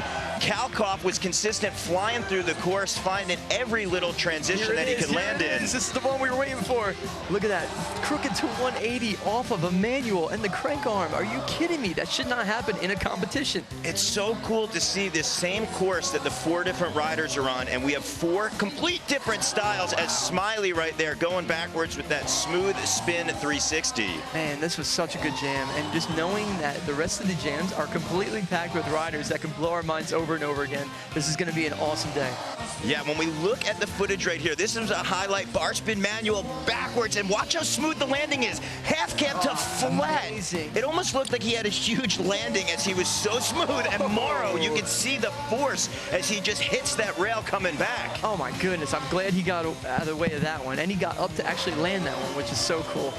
But look at the difference here with so much. Look, here's the one that he pulled, landing that one so dialed. And this is the one that gave him a lot of trouble in the run right there. The one, switch 180 to reverse. So Devon Smiley, here's one of our favorites with the fakey bar drop in, landing that one dialed as could be. And here's the one that he almost rode away from. You know what, look at the smile on his face though. He's having a blast out here, and every one of these guys are. Yeah, it's so interesting to see all the recap footage. I almost felt like that could have been in slow-mo, right? To break down each one of those So many tricks that we needed to talk to in that situation right there. And it's only going to get crazier, Darryl. Yeah, the cool thing, again, was the style, the consistency, and also the way that each rider had their own voice. That's what we want to do here at Rebel Jam. And not only is the riding unique, but the riders are unique. As we work through our jams, we just witnessed jam number 1. Let's take a look at riders of jam number 2. Germany's Bruno Hoffman, and then USA's Brock Rayford, Reed Stark, and Dakota Roche. Hoffman, Rayford, Stark, Roche, these are the superstars of BMX Street. These are heavy hitters. I'm going to tell you what, Reed Stark yesterday blew my mind. He had such a unique approach to this course, and I love the way he rides. He rides so focused, but he's having the best time ever. Like, he's so focused because he's so passionate about what he's doing. So you guys are in for a real treat today with Reed. Yeah, shout out Reed and all of his fans watching at home. He is definitely one of my favorite riders, and I know one of yours. But if we're going to talk about a favorite rider on the global level, we're talking about Bruno Hoffman. He is a German street destroyer. It's crazy to think at only 26 years old, he's been a staple in BMX for over a decade. Talk about a rider that's grown up in all the magazines, in all the videos, and has been on tours. When he was just 13 years old, he was already a household name. So cool to watch it. We're going to see Bruno's style out here. And Bruno rides similar to Devon Smiley. They both have insane links that they're able to do. They have different ways of doing it, but they both are able to do unique lines that don't belong together. But here we are starting things off. Bruno Hoffman doing it for Vans right now, dropping in. You guys are about to see some very controlled riding. Some of the stuff that he does is so mind-blowing, but he makes it look so easy because he's so dialed. Look at a nice 540 over the hip. Great speed as well, a lot of flow. You know, he keeps with momentum, which is cool to see. But he will go fakey. He'll do a lot of reverse things like this. Look at that, popping in, nice control out of the cold curve wall ride. Coming to the small ledge with a hanger over the top of it. Over to the HB rail, nice pegs, 180 off of that one. Yeah, I like the way that he pumped through that transition right there. That is a famous rail you talk about. It was in front of the Huntington Beach High School, and Hoffman right there rode it like a coaster, pumping through that transition. So Hoffman's first approach on course is done. Again, we have 4 riders that are going to be in the heat. 15 minutes will be on the clock. We are doing a jam format where they'll get to work on through. Our next rider is coming from Long Beach, California, which is just a little bit north of us. 25 years old, doing it for Odyssey and Volume. This is the big bunny hopper, Brock Rayford. So I think you guys understand from his accolade yesterday, you were going to see some high-flying action. Look at that, nice tabletop. I have a 5-foot quarter pipe, it's very tough. But Brock's got so many different tricks. He's got so many different variables of his riding that he can bring out here. So this is going to be really cool to see what his exact approach is, because he can go a bunch of different directions. So far, he's showing his background, though. He's not just a street rider. He's also somebody who's rides dirt. He's ridden park before. He's done it all. So he's got the ability to do so many different things. Look at that switch tail whip. So the thing I want to highlight on Rayford's run, he actually bonked his back tire as he went up into that tight transition right there. We're seeing a lot of the future of kind of street riding going in direction where it's all about the finesse of the bike, where you can actually very carefully hit your pegs or your back wheels on something. And I bring that up because our next rider, who you can see the golden locks, he's getting the focus on. This is the Safari BSD rider of none other than Reed Stark, starting things up exactly like we said, finding every little nook and cranny to hit his wheels and pegs on. Oh, I absolutely loved his riding yesterday. I got so psyched watching it. And as it went on, it just kept on getting better. And that's so hard to do, especially when you're that unique. Look at that gap over to Smith grind on something that wasn't supposed to be grindable to disaster revert. Waving that one off, I don't blame him. That's a good way to start your run. That was one of the most unique creative lines we've seen in today's competition. Yeah, Scotty, the cool thing again about the Rebel Jam, the clock is just a suggestion, so it's not even the fact that 30 seconds, if you want them, use them. If not, you're not penalized for it. Our 3 judges definitely know, Alex Valentino, Calvin Kasich, and Ryan Jordan, that it's about the riding and riding first. Well, there's definitely a local boy we're going to hear our stands at the U.S. Open of Surf go absolutely nuts for. This is the big street ripper, Dakota Roche. One of my favorite people in BMX on and off the bike. This guy represents BMX to the fullest. So glad he's out here in the finals representing Huntington Beach, and we get to see Dakota Roche do his thing. And he carried so much momentum from yesterday's prelims. Dakota, in my opinion, is the true definition of a professional BMX rider. He puts so much heart and soul into all of the riding that he does, yes, nice and line. Consistently pumps out video project, photo shoot, and design project. He actually, as we saw in the preview of the course, worked on that Colt wall ride. He came down here as a local rider. He wound up helping with the transition and basically putting his own touch on the course. I can see how he did that trick, no problem. Yeah. So back to the top right here as Bruno Hoffman comes on in. 180! 180 over to fakey down that rail. Everything looks so good. I'm curious to see what happened. Maybe he was leaning a little bit and just kind of washed out, but that was an insane trick to jump over the rail, drag that peg completely backwards down the rail. That's similar to what Ty did, but it's different. It's different. That's 2 different tricks right there. Yeah, and those are the details that judges definitely are going to pick up on. Nice Whoa. rail ride to tail whip. That top part is only about 2 inches wide. His tire is about 3 inches wide. Yeah, so that's what we call walking the line right there, right? Threading the needle, you could even say. Going across that, still getting that tail whip. Did you see that in the background right there? We saw him go up, and he actually went up the curve wall ride, did an air, and landed back in the curve wall ride before he went back in. That was really cool. Yeah, the judges caught that. And Scotty, the thing that's crazy about that is that wall is only a little higher. It's about 4 feet high. So how do you get transition going up and coming down? Brock Rayford's definitely the man. Bunny hopped over that yesterday, pretty much. All right, well, the Safari rider back on course, making BSD proud. Look at that back peg bonking up into that foot jam. Very unique approach to the curved wall. It's just so much fun watching Reed do his thing. He's so unique. Look at that tire slide 270, almost taking out Richie Crum over there. Reed also doing it for Los Angeles Kush and Sweet Kendamas. He's got his own signature kendama and has been pushing that fun game around the world, but more importantly, his own style with it. Some say it is a lifestyle, but right now, Dakota Roche back on course. Look at that crooked to pop over nose on the end. Nice 270 Euro over the hip, 360 fakie. Dak is completely flying right now for the home crowd. I love his style. I love how sturdy he is. Everything he does is so controlled, but it also looks like he just belongs on that bike. You know, he looks completely controlled. Look at that wall ride, the 360 dropping in. He landed so close to that coping too. Yeah, he almost went to feeble. He was flying out of all the way into the quarter pipe right there. Nice riding again from Dak. He's doing great today. So Dak is going to wind up wrapping up his second run there. We're going back to the top. Bruno Hoffman on course. Think he's going to go for this toothpick?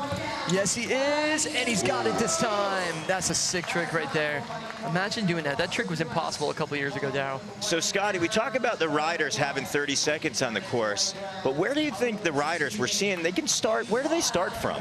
You know, a lot of these guys are going to start from the highest point so that they don't have to work too hard to get up to the top. Oh, Oh, 540 stepping off of it, because if you start low and then if you want to end up to the top, you know, it's kind of hard to keep your speed without pedaling. And the guys want to pedal as least as possible. You want to make it look like you're in control, you know what you're doing. So. But is it a rider's choice? They could start wherever they want? They can start wherever they want. Brock Rafer with a double tail whip. Are you kidding me? I didn't expect that at all. That was insane. I wonder when the last time Brock did a double tail whip is. I'm going to have to find that after this competition, because that was very unexpected. Ooh, nice tech combo. 3 hits in 1. A jab, jab, cross for Rayford as he spins the back end around. Ooh, look at once again coming over, man. It's amazing that you put a ledge out there, and these guys are so talented. They could just completely rip that thing to shreds. So Rayford popping out. Another thing to note on that 360 spin, Rayford wound up coming down and basically avoiding the very end of that quarter, but came in very clean. So right now, Reed Stark back on course. Let's see where he's going. Jam number 2 underway as Stark. Oh, nice. He did a peg. He did a rear ice pick. He did a Predator ice pick over that rainbow rail. It's complicated to say. These street riders, man, they make things so difficult for us. It's complicated to do. Look at that, just talking with his back wheel, grazing the top of the deck, landing fakie up there. Unique. Nobody else is doing that besides Reed Stark. Well, I will actually, I'm going to give you a little credit right here. Vital just re-released a video of you riding way back when at Incline Club, and you aired out of the mini ramp, and there's a railing on the side, and you back your back tire. And yeah, just casually, I did a big transfer with that. If you guys haven't checked it out, type Scotty Kramer into YouTube. Check out the new Vital remix that they put up of your riding. So I'm giving you credit there. Thanks for tooting my horn, Darryl. I appreciate that one. That was a fun one, actually. And it's inspired by these street riders, so that's how I got it. You know, I was somebody who liked to ride park. I like to ride street. I like to ride dirt. I ride a curb. I don't care. I was all about it. Oh! He had to jump off. That was a switch 360 over that right there. Now, he knew that rotation wasn't right. And if you jackknife a crash and you under-rotate, you're in trouble right there. So he did the right move, even though it did look rough. Nice. Look at that. Yeah, there's that tooth on either side, known as the snaggle tooth right there. Amazing. So difficult to do because that rail is short. Threading the needle again, trying to get that spin, dumping the bike off the side. Same thing, just tossing it, able to run on out. You know, these riders, as much as they've landed tricks, they've fallen on tricks. They know what it takes not to get injured again. Reed coming in. I saw him try this line earlier. Hey, he pulls it this time. Right at the end. Man, that's crazy. A nice little feeble grind across. And once again, the unique ability to find a line that nobody else is doing. Reed Stark is the guy for the job. Reed Stark, one of the most fun riders you could ever cruise around with. I had a chance to ride with Reed last summer in Brooklyn. We went around to all different street spots, wound up jumping in the beach at Rockaways and had a great time because he's always known to have that signature smile on his face. And right now we're getting some signature moves out of Dakota Roche, finding a wall ride where no other rider has yet put their tires. See if he can get this. Nose bump 180. Nice. Off of the cold curve wall ride. How does he keep that thing together right there? He landed completely sideways on the 180. It's as if he's super glued to his bike. It's insane. It really is. And he's been doing this for years. He's been pushing the limits of BMX. You know, he went out there and I'll say it. He changed street BMX. He put his own mark on it, and he changed the way that people approach things. You know, like for instance, that wall ride that he started out with, when he did that gap off of that concrete bank over to the side of that wall where the Euro is. Like, he's the type of rider that would come up with lines like that, and that influenced BMX to ride that way. Yeah, and Scott, it's a great point. A lot of times, a rider will wind up having their own special style, and many other riders will follow suit. That was Bruno Hoffman with the 540 and fakie. But Dakota is in a league all of his own because of his power and strength. Most other riders can't take the abusive hits that Dakota's been putting on his body for over a decade. If you need to see some proof, you can check out, he just did a new Colt promo where he has his 1-inch handlebar and stem where he's jumping off every single roof in Southern California. Yeah, it's crazy that somebody actually enjoys jumping off of stuff like that. Once again, Brock Rafer going for the double tail up. At that time, it went way more wrong than the first one. He ended up sliding off and actually hitting the side of that ledge. But look at Reed coming with the speed. Where's he going? What? He went for that topside ice pick off the end of it. That was pretty crazy. Yeah, because you got to be so fast around the wall and make sure you don't wash out. Let's see Reed right now. He is locking and loaded. Tire slide 180. Oh my my goodness. Are you kidding me? How are you going to do a Wally 180 across a rainbow rail? Not only did he go up and off the rail, as you were saying, just kind of bonking for that Wally, but then he wound up looking to finesse and just slide the tire across the rail. That was crazy. So that's rubber on steel right there. Naturally, it'd want to stop and halt you, but not for Reed Stark. Oh, that was nice. Nice little toothpick, hangover 180, and actually threw a table in there. That was nice silage. Dakota Roche avoiding traffic as he weaves around the tent on top of the Euro. Here's the 180 backwards. Oh, he's got what? the full cap. Oh! Stepping off the side. Man, we saw him land that one in qualifying yesterday when he needed it most at the end. So it's a possibility we could see history repeat itself, Darryl. Yeah, Dakota Roche out there, the powerful rider. It looks like we're going to go back to the top again. The time is a mere suggestion as Hoffman trying to put it down. Go looking for that 180 backwards crooked grind to 180 out. But if you're not on the thing right with your pegs and you know you can't get a good pop off of it, you got to get off that bike. That's when you get into trouble, especially when you're on something that high, when you have to start thinking about tumbling down it. Let's see if he's got it this time. There we go, popping it out. And that 180 on the way out is opposite. That's a switch 180, so makes it a little more technical for sure. So we are working through our clock. Hoffman is on course right now. I believe he's going to have another chance on course after this run. Ooh, nice little lucky 180 right there on that flat ledge.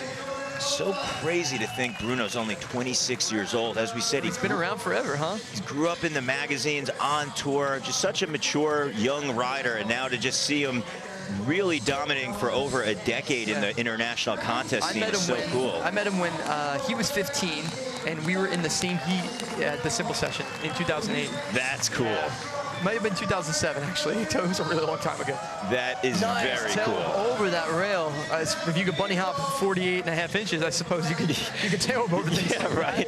I guess that would be a low hop for Brock Rayford. Oh! Those pegs to hard 3 on that rail. So when you have the ability to go 48 inches in height, which is basically a sheet of plywood on its side, you got the power to basically pull deep and get the bar spin into the wall ride around for Rayford. Man, he's really given us a lot of variety. Things that I didn't necessarily expect. Coming with the flare. Crowd loved that one. That was awesome. Yeah, so cool this event. We're talking about our crowd. We have so many BMX industry riders out here cheering on. We got Nuno Oliveira from Odyssey, one of his sponsors, getting Brock Rayford pumped. You can see that Reed Stark wasted no time at all charging across the course. Watch that peg, and there it is. He's got that downside ice pick on the top of it. Ooh. Look at that. Ice on the way up, manual on the way down across it. So watch this one. He's going to go for the ice pick to 180 on this. Hitting the opposite back peg and pulling it this time. Man, Reed Stark, this is the momentum that he had yesterday in his run. He looked so solid, but he looked so motivated and focused on it, but you could just tell it was fueled by passion of how much he loves riding his bike. Yeah, the passion definitely speaks loud for Reed Stark, and the focus right now from Dakota Roche. There you go, backwards. Come on, Dak. Yes! He pulls it. History did repeat itself. The last chance that he possibly might have on this course. He steps up big time.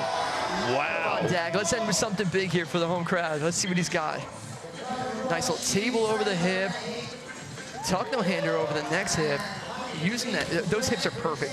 It's awesome that Vans is actually letting people ride this course this week because they're leaving it out here. You get RSVP and you're able to ride it. I heard it's full already, so if you guys miss your chance, a bummer, but there's gonna be people that actually get to come out here and ride that course and ride those awesome hips right there. Yeah, and that's always been a part of the Rebel Jam, leaving a legacy behind as far as a different park. So it started back in 2005, Mellow Park, Germany. And then we had different stops around the world. But right now, we just wrapped up our Jam #2. Scotty, the riding, unreal. Like I said earlier, I knew it was going to get crazier and crazier as the day goes on. And this final heat is jam-packed with some of the heaviest guys out there. We have Boyd Hilder. We have Dennis Anderson. We have Garrett Reynolds. This is crazy. And Chad Kerley. Like, this is like a highlight reel that we're about to witness. 15 minutes with these 4 guys on the course. Sign me up. I'm ready to sit here and watch. I'll be glued to the TV. Yeah, Scotty, we've got the best seats in the house, and we are bringing you along with us. Jam #1 and 2 are in the history books. Jam #3 is coming your way.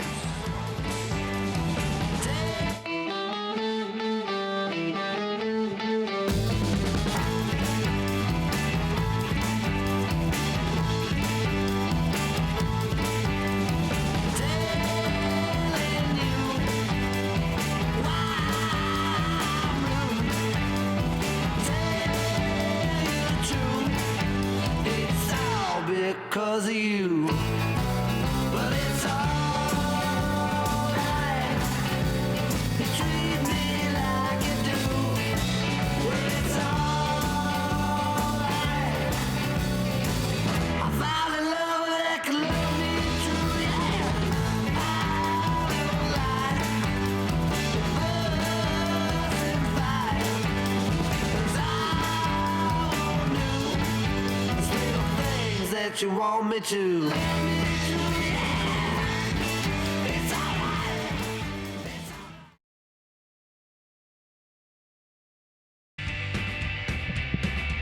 Well, welcome back. This is the Vans Rebel Jam here in Surf City, California, Huntington Beach to be exact.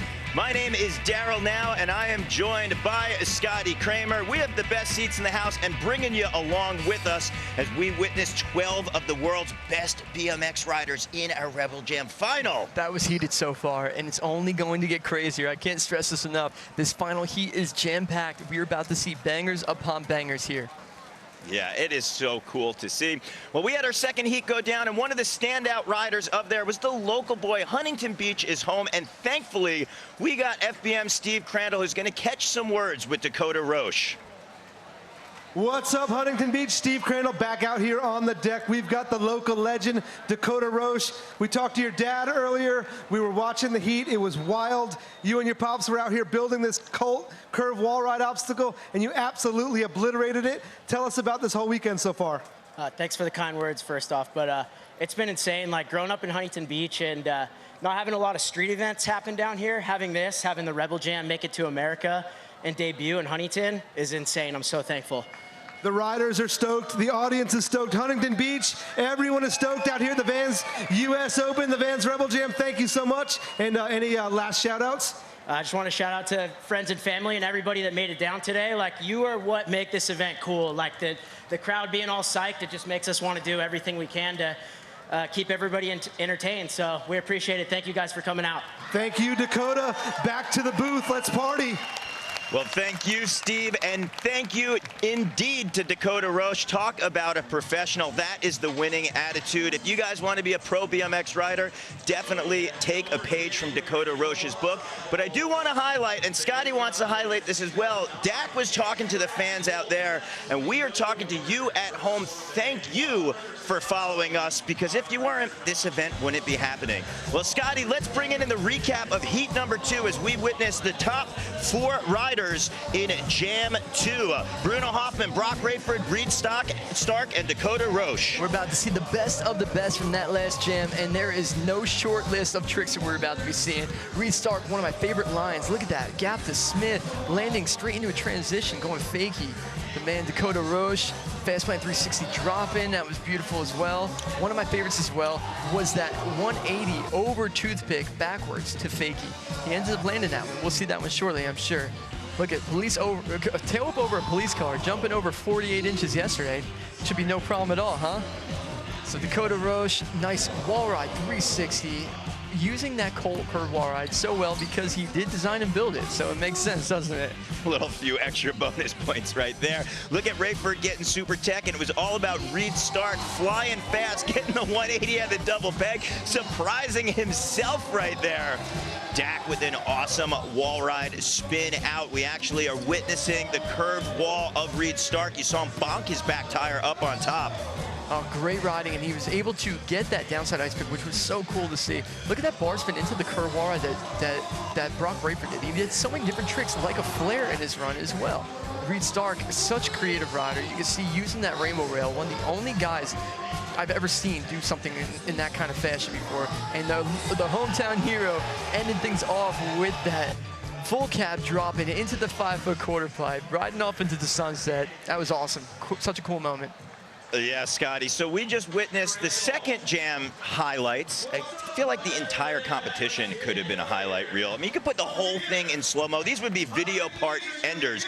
Well, we witnessed the first 8 riders. Those were the qualifiers. And these are going to be our top 4 qualifiers from yesterday. Look at jam number 3. Garrett Reynolds, Chad Kerley, Boyd Hilder, and your number 1 qualifier, Dennis Anderson. In my opinion right here, we are seeing street's finest. We have Garrett Reynolds. Everybody knows Garrett Reynolds. He's the best of the best. Dennis Anderson has just blown minds and is known as one of the most well-rounded best BMX riders in the world. And in my opinion, this guy currently on the frame right here, Boyd Hilder, he is right in that talk as well. He can ride everything and he does it flawlessly, and it looks like he's not even trying out there. So this is going to be so cool to watch. Yeah, this is the cream of the crop. Just going to recap, 4 riders will be in this jam. 15 minutes will be on the clock. The riders are going to take runs in orders. The clock is suggestive. There's 30 seconds or until you falls, and then each rider will get an equal amount of runs within that time.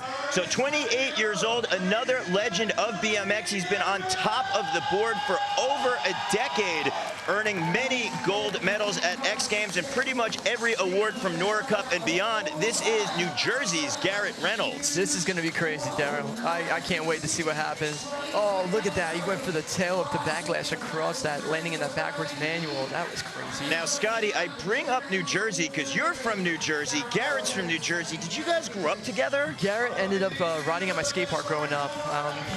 We saw him turn into the best rider in the world, so it's so cool to see. And look at that tail whip to Switch Smith on the ledge. Oh! 180 downside tail whip over that. Like, I can't believe that a rider of that caliber started riding at my skate park in New Jersey. I always say it's something in the water in Tom's River, right? You guys got, for every sport in the world, right? From anything from Little League to MMA to now BMX, yourself, and also with Garrett, unbelievable out there. It's the truth, isn't it? Tom's River's known for a lot. That's pretty crazy to think about. Yeah, shout out to George Horning as well, who I know is watching, but right now the world is watching Chad Kerley as he 360 bar spin in, and a 540, bam!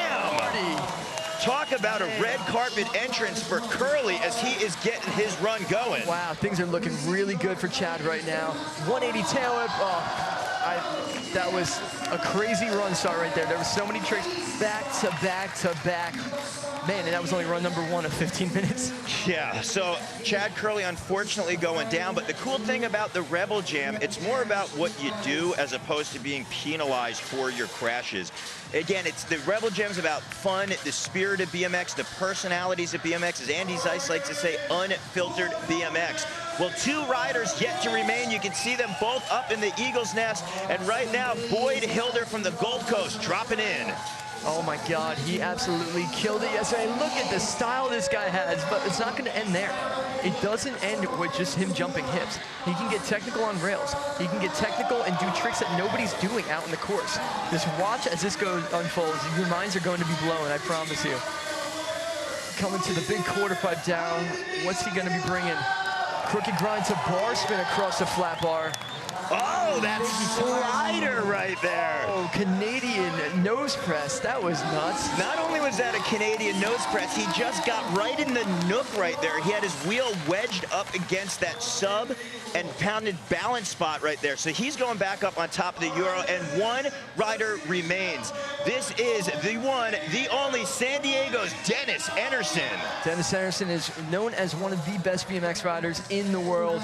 And look at that wall ride around, downside ice pick, similar to Reed Stark.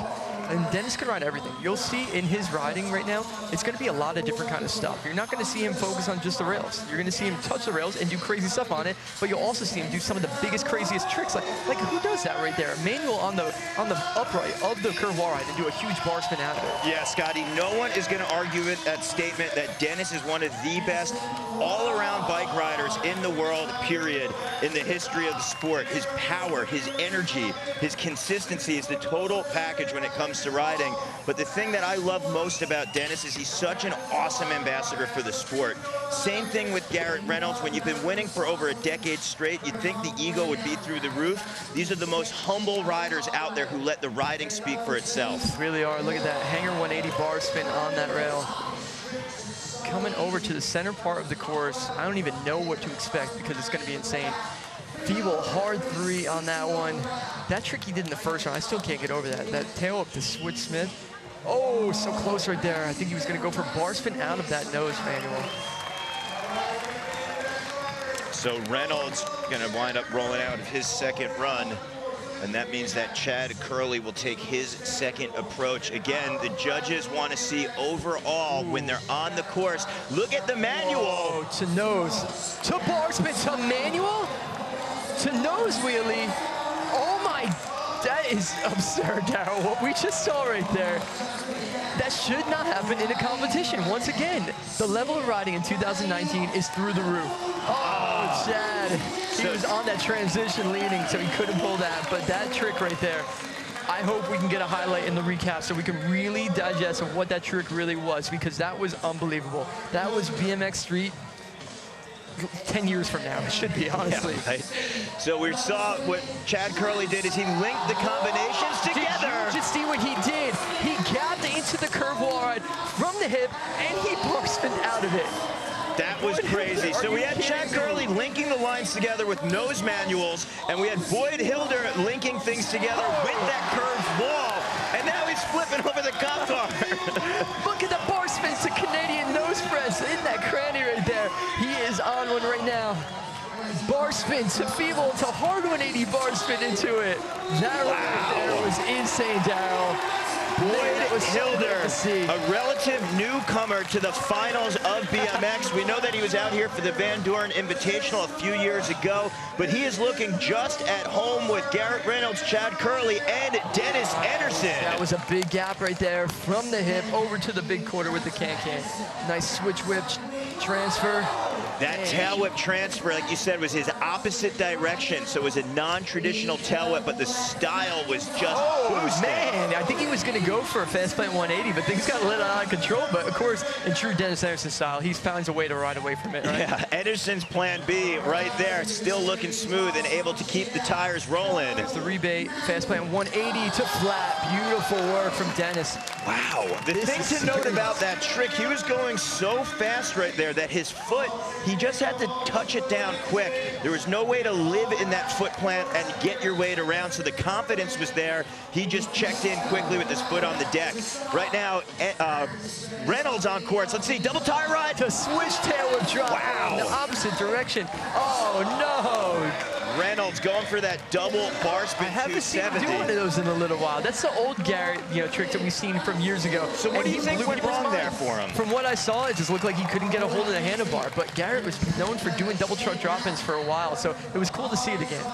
All right, so Chad Kerley on course. Let's see if he keeps things consistent with that back wheel manual and nose manual. Oh, Chad too. Man, his hands just fell off the grips right there. Very really uncharacteristic. That's a cool shirt he's got on, by the way. You see it? Yeah, shout out to awesome. the late, great Dave Mira. You can see him representing right there. I believe that's a Peep Game t-shirt.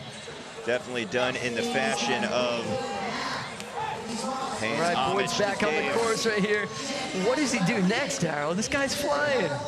He's got speed, transferring over. That was interesting. Over a cop car. And not only a cop car, over the bad boy, Jerry Batters down there. Nice 360 transfer into the Euro, using the course properly. A lot of good lines from Boyd so far. Very creative, very fast, and he's doing huge tricks.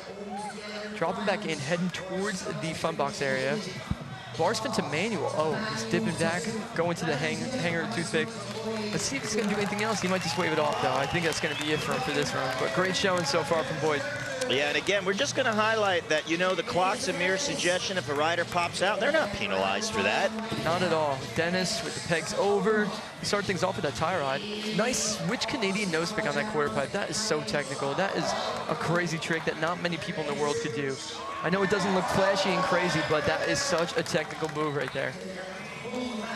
See Dennis got over to the curve wall. Foot jam fakie. Can he pull this one? Oh, he slid out as well. It looked like maybe his free coaster engaged and his pedals started going backwards on him. From my angle, that's what it looked like at least. Oh, he's going for the rebate. Doesn't really need much speed apparently. Foot jam fakie hopping in. This time it looks like once again his free coaster did engage, but this time he was ready for it and he pulled it.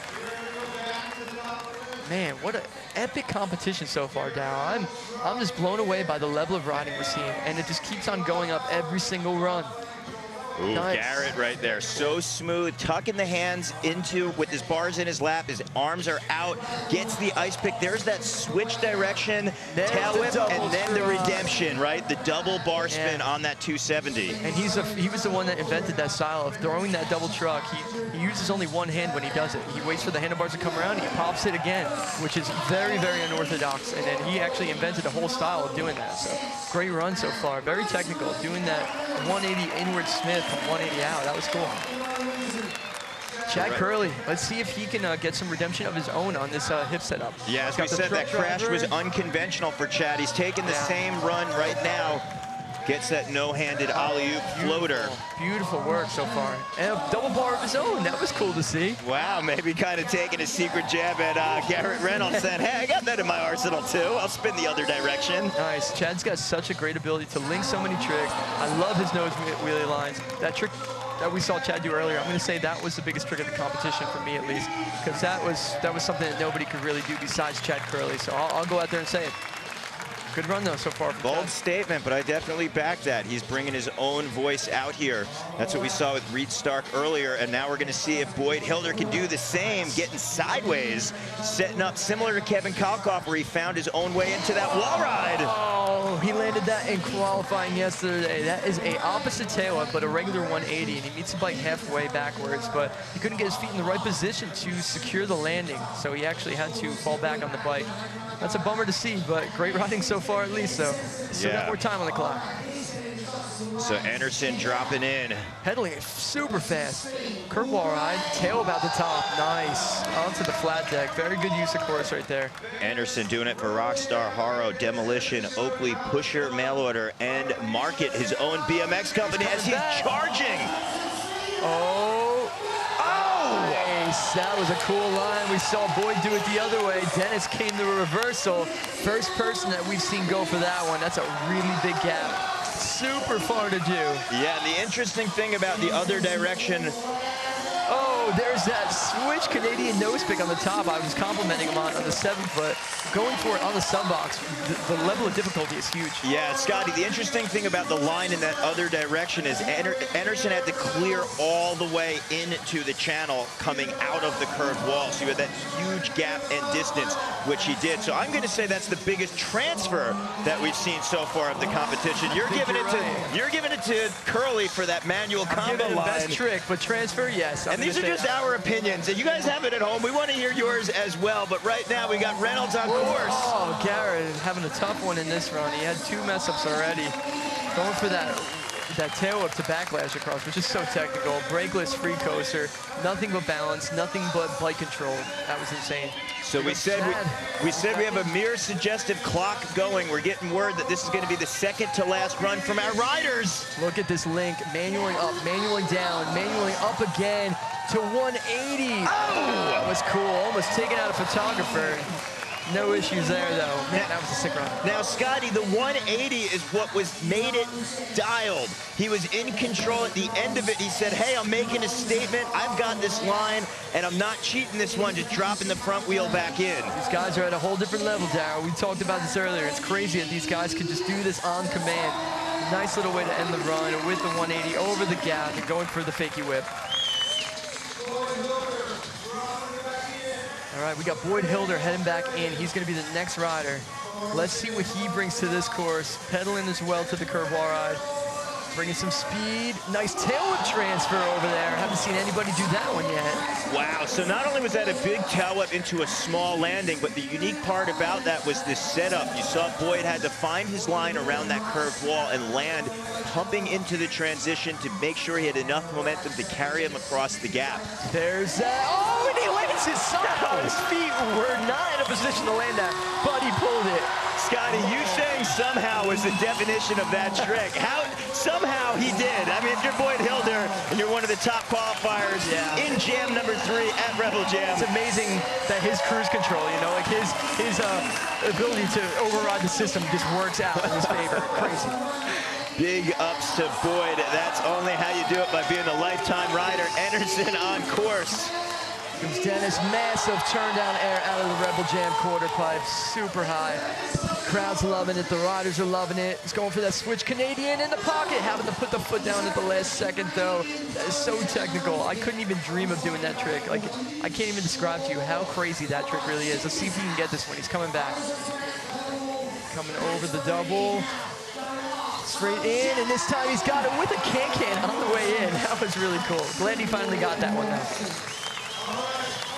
So it looks like we're going to go back to the top of the list, and this is going to be each one of our 4 riders' final approach to the course in jam number 3. Garrett Reynolds, one of the most celebrated street riders of all time, has over 10 X Games gold medals to his name, and the only way you're able to do that is if you are consistent, and even more consistent. Yeah, he's something else on a bike. You know, ever since he was younger, he was always so motivated and passionate about BMX, and his ability to keep on riding at such a high level is so amazing.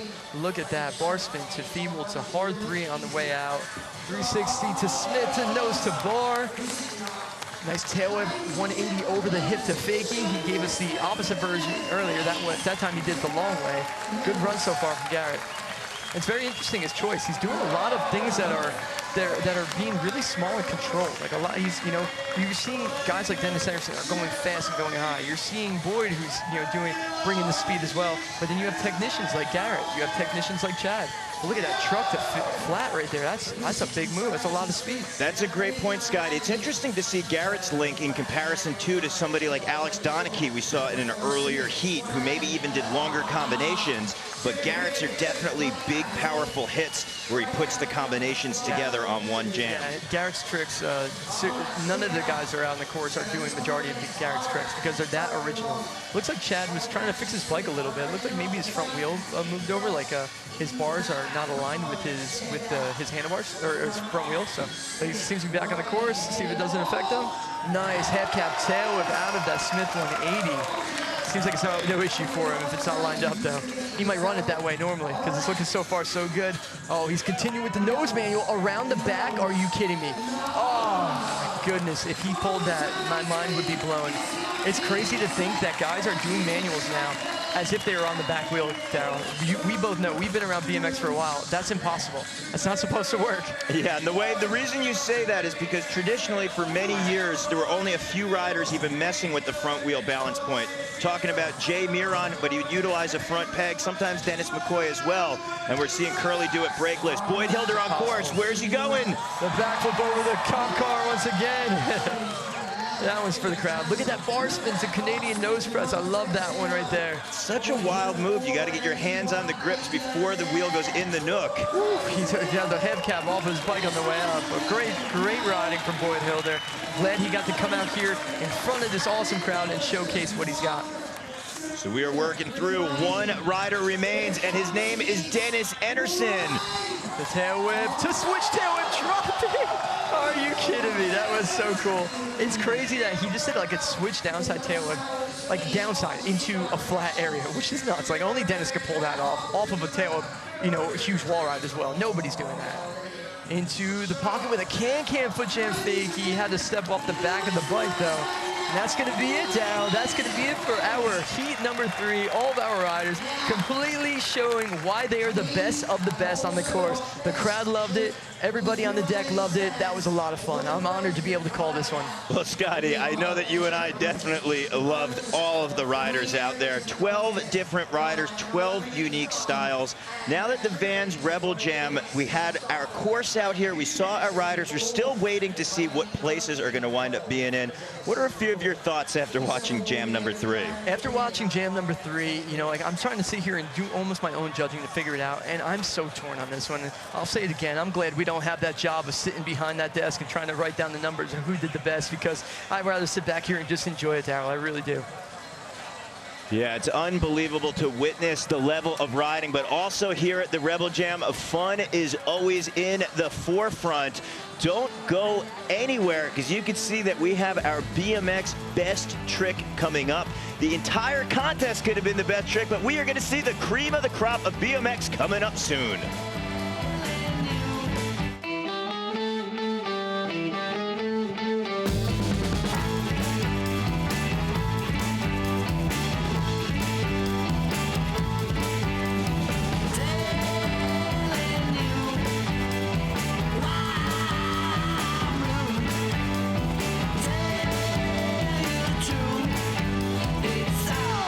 Because of you, but it's all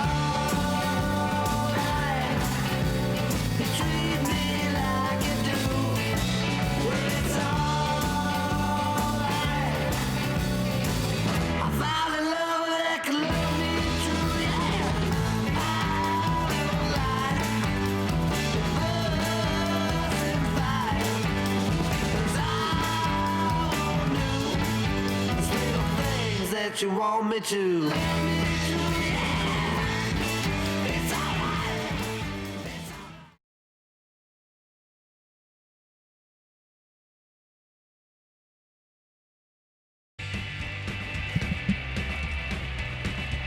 Welcome back. This is the Vans U.S. Open of Surfing. The Rebel Jam is going down. We witnessed craziness in heat number 1, 2, and 3. 12 riders were out there making things happen. We appreciate you joining us. I'm Daryl Now, joined by Scotty Kramer. Scotty, so psyched to have you here. Excited to be here with you, Daryl. This is the first time that we actually get to sit down and work together, and we've been wanting to do this for a while. It was a lot of fun. Let's do it again sometime. Yeah, definitely. But we're not over yet. We still got a big action coming your way. We got our BMX Best Trick coming up. We got our awards. But right now, we've got FBM's Steve Crandall, who's going to get a few words of wisdom. Maybe we'll figure out these manual lines with none other than Chad Kerley. All right, Steve Crandall here, Huntington Beach. If you could put it together, we got the man Chad Kerley on the deck. Chad, I don't even know what to say. That heat was out of control. Your runs were wild. I couldn't even figure it out. Walk us through it. I was just trying to really hang in there with all the homies because everybody was killing it. So I don't know, I was falling everywhere, it seemed like, but it was fun to just ride with everybody and be out here, man. It's a nice day, so it was fun. This is the first Vans Rebel Jam out here at the Vans US Open. The crowd is pumped. All the riders are stoked. You guys did a great job. We just want to say thanks, and you did great out there, and keep it up. Thank you. I appreciate it. Thank you, everybody, for coming out. Peace. All right, thank you, Steve, and thank you, Chad Kerley. We're seeing Chad out there limping. It looks like he might even have some ice on his ankle. Talk about a rider who brought his A game. You wouldn't even have known that that was the fact in his riding and having an injury. Yeah, I didn't know about that until just seeing it right now. Because like towards the end of his run, he was doing those big truck drivers to flat and everything. So you don't let it show it. You know, and a lot of these guys are just like fighters. They're out there to get on that bike and do what they have to do, any means necessary. Yeah, that mental spot that you have to go, not only to overcome pain, but also to make the impossible possible, is unreal for a rider. Let's take a look at some of the possibilities that went down in Jam number 3 recap, as we had Garrett Reynolds, Chad Kerley, Boyd Hilder, and Dennis Anderson. Here are their highlights. There are so many highlights here. This is going to be so hard to break down because tricks like this, look at the manual, up, going into the nose manual, flipping the bar spin, landing in another manual, going up the transition on the back wheel to the front wheel, dropping back in. That was the move of the contest for me because that is some serious control. Boyd Hilder put on a demo today. Australian rider out here representing, you know, all the riders out there that are riding nothing but street, dirt, park, everything, mixing it all together and putting on quite the demo. Look at that gap into it. Oh my God, squeezing a bar spin out. Nice backflip over a police car. And then there's Dennis Anderson. Everybody knows Dennis Anderson and what he's capable of, what he represents in BMX. He put on such a clinic today. So many unique lines, a fast plan, dropping 180. Yeah, Scotty, it was cool to see his 2 different approaches. One was a caveman jump back in when his foot plant to 180 didn't go the right way. It just shows the awareness of our riders. Right now, Garrett with the big 360 to fakie. Look at the speed from Anderson as he goes with the biggest transfer we've seen of the event right there. Here's Boyd Hilder with that 180 going still backwards. Don't know how that worked. I'm watching the replay and I'm still sitting here just scratching my head. I really am. I think by the expression on his face, he was surprised as well. Let's look at Kerley right here. And take note, he had that injury on his ankle when he did that. Man, Dennis, look at this downside tail whip into that, man. That was crazy. He was able to pull that away, which is nuts. Only Dennis Anderson can do a trick like that. Yeah, he's the only one capable down. The wild thing, I back that statement, because the wild thing is the bike control. You saw him whip the bike one way, and he just touched down on the deck for a second and had to opposite direction and make that happen. It's insane. That just shows true BMX talent right there. Yeah, well, that definitely was crazy, but things are heating up. We're going to go back to Steve Crandall and Grotbags to basically check out our BMX best trick. What's up, Huntington Beach? Steve Crandall out here again. Thank you for having me at the Vans Rebel Jam. We are about to warm things up for the best trick. All riders entering the course, anyone is eligible. We've got 3 different features we're going to be competing on. It is winner take all, but we've got the Colt curve wall ride, the ledge rail combo in the middle, and the Euro rail gap up top. The riders have been killing it all afternoon, but we're really going to see things heat up out here. Best trick is probably one of the most Piedmont moments of any contest, and it is about to go down. So we're gonna go back up to the booth, but before we do, thank you to all the contestants, all the fans out here, Vans US Open. All right, we're not going to the booth, never mind. We're just gonna be partying on the course right now. Let's get ready to rock and roll for best trick. Let's get loud, Huntington Beach. All right.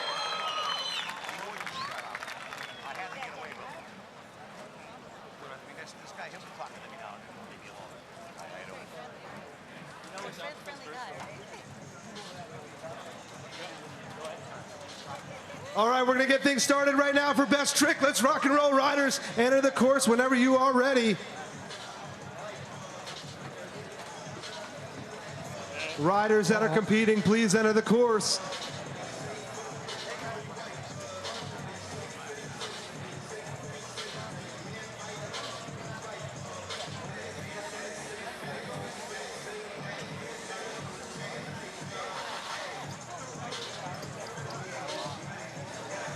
Riders, once again, get back out there on the course for best trick. It's 30 minutes.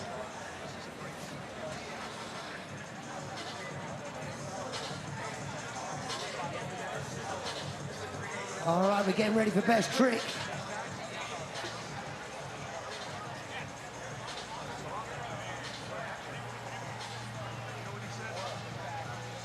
All right, now we are going to split best trick into 3 parts, and we are going to start. Your first section is going to be here on the up rail. If we can invite our riders who are going to partake in best trick. So it's going to be 3 sections, 1 here on the up rail. That's going to run for 10 minutes. 1 on the center grind section, that'll be for 10 minutes. And then over to the curve wall ride. There will be a winner on each one, and then they will pick a winner of overall best trick. All right, riders, the time has come. If you are not on this course when that clock starts ticking, which is about right now, you will not be eligible to win all this prize money for best trick. So let's get everyone out here on the course. Let's get the crowd behind it. Get out there with a flat tire, Devon, we don't care. This is anything goes. The first obstacle is gonna be the Euro gap rail. Is that right? All right, kids, here we go. All right, the first obstacle is the up rail. We going up the rail, down the rail, whatever? Anything goes. Double tire up that thing. The clock is ticking according to Scotty. All right, HB. We're gonna have some special guest stars in here as well. Austin Augie lining it up. Put it together out here. Wow! 2 Augies on course. Augie Simoncini, Superman Bunny. Whoa! That is hot. Anybody, if there's anything metal, I suggest you don't sit on it. That's not cool. Just so the riders know, it's going to be 1 obstacle at a time, but it's broken into 3 parts for 30 minutes. First section right now is the Euro Gap Rail section out here at the Vans Rebel Jam. Wow! Garrett Reynolds laying it down. Toothpick on the way up. Brock, Mark Burnett dropping in.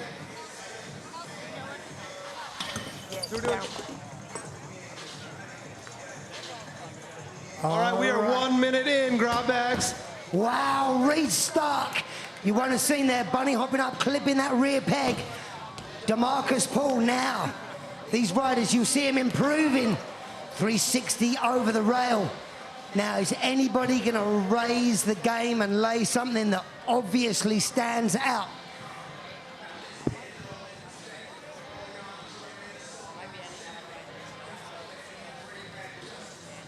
Got you.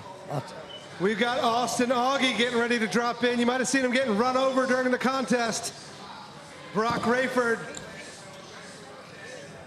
We've got all the riders that competed in qualifying and finals out here. Vish, how come you're not in best trick? All right, who is gonna throw down? Check it out. Whoa. Mark Burnett, so close to making, wow! Gunshot! You might not be able to see it, but he is livid. Getting a puncher right at the beginning of best trick contest. No bueno. Who's going to raise it up? Riders, we have 8 minutes left in this heat. We're going to do 10 minutes per obstacle. Somebody grab a spatula and pick that rider up. Reed Stark dropping it in. Whoa!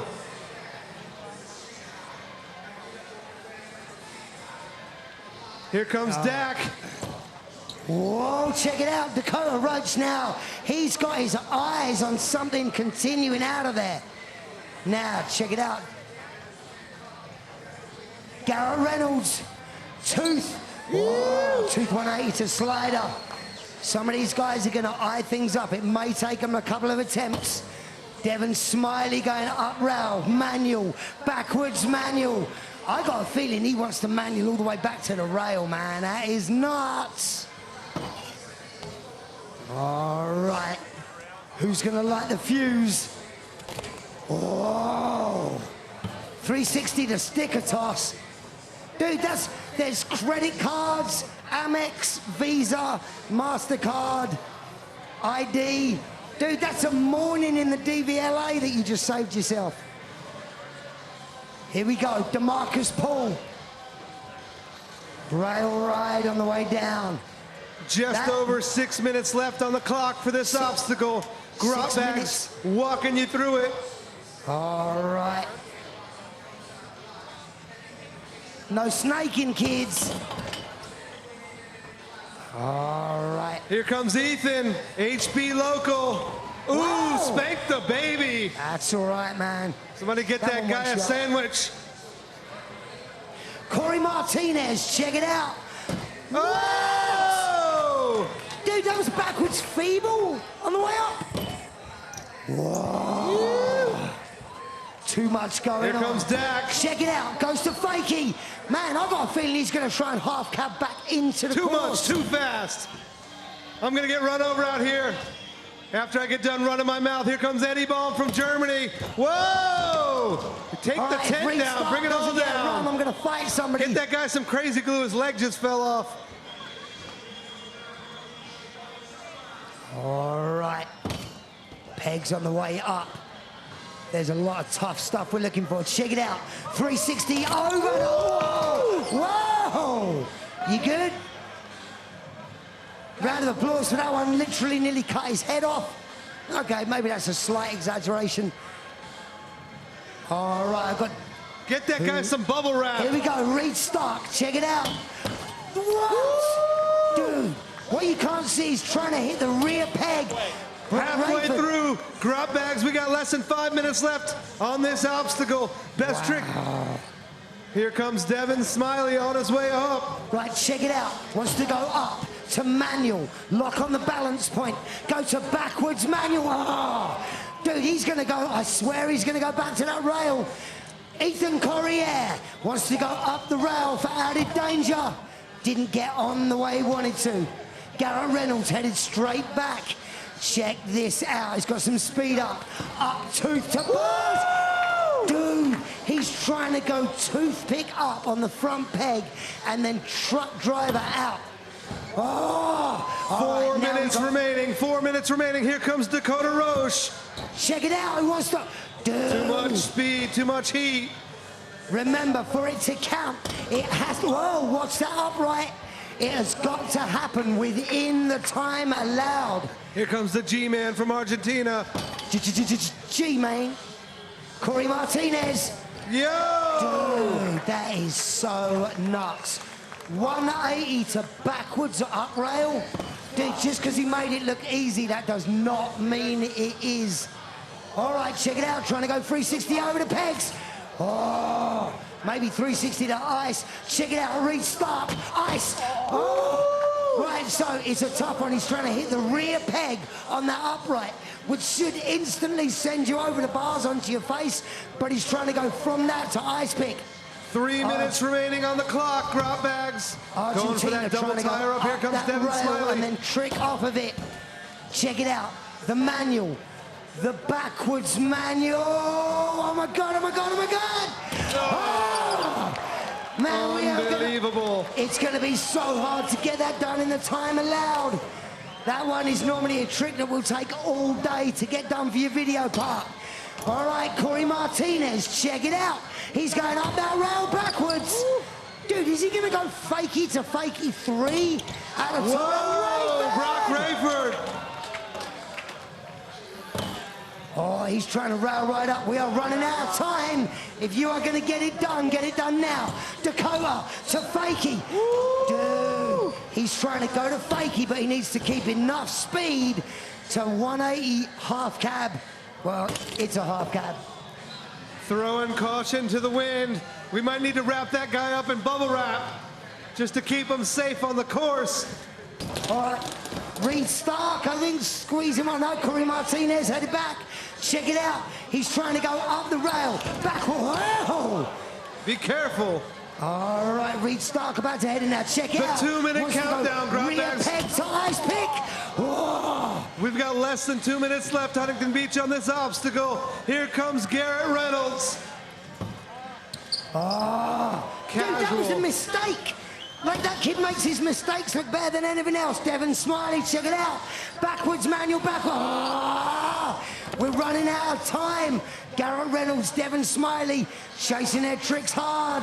We're looking for the rail right up. To bar spin off. Tightrope walking. 1 minute, 20 seconds left, All right, Grotbags. kids, we're running out of time. If you want to get it done and you want it to count, Minute it's gonna left have on to the be clock, now. riders. Get some. All right, check it out. Corey Martinez got some speed on the way in. Backwards up the rail.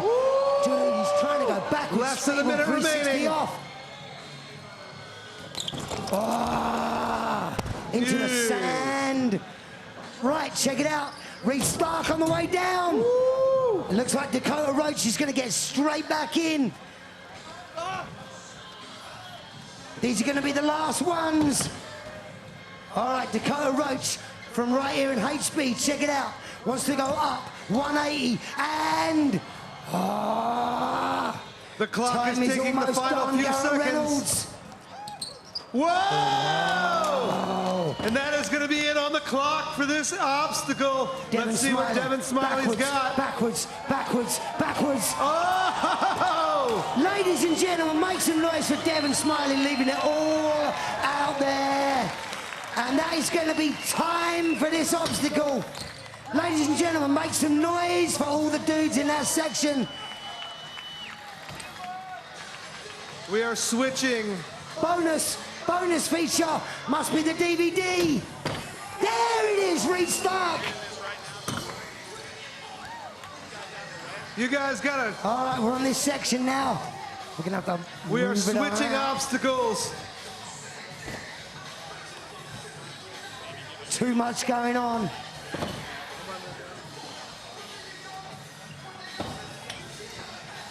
All right, we're gonna move, but keep your eyes on that up rail. Corey Martinez got some unfinished business. All right, we are moving over to the next section. All right, riders, we are switching. Damn it. Man, Switching. if Garrett Reynolds can't get it done, it's tough. Devon Smiley still looking for that manual. To backwards manual. All right, we're on to the next obstacle now, kids. We are about to start the clock. Second obstacle for best trick is the grind block in the middle. The clock is now ticking for the middle piece. We got 10 minutes on this middle edge rail combo over here. Dan Crook, all the way from the Midwest. Grotbags. All right, the clock has started. 10 minutes for this obstacle. But the riders are going to do what the riders are going to do. Because that's what happens out here at the Rebel Jam.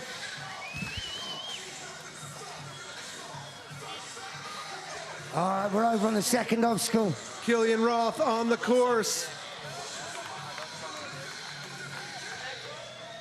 All right, we're moving it over to the next obstacle. We are on the grind block in the middle. Judges have already got their scores for the first obstacle, the down rail. We are now moving over to the central block. All right, Ethan Corrier starting us off. Pegs all the way across to 180 off.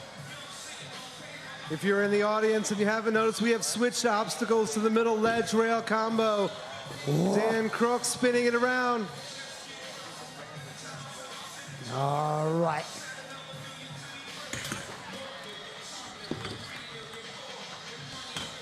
All right.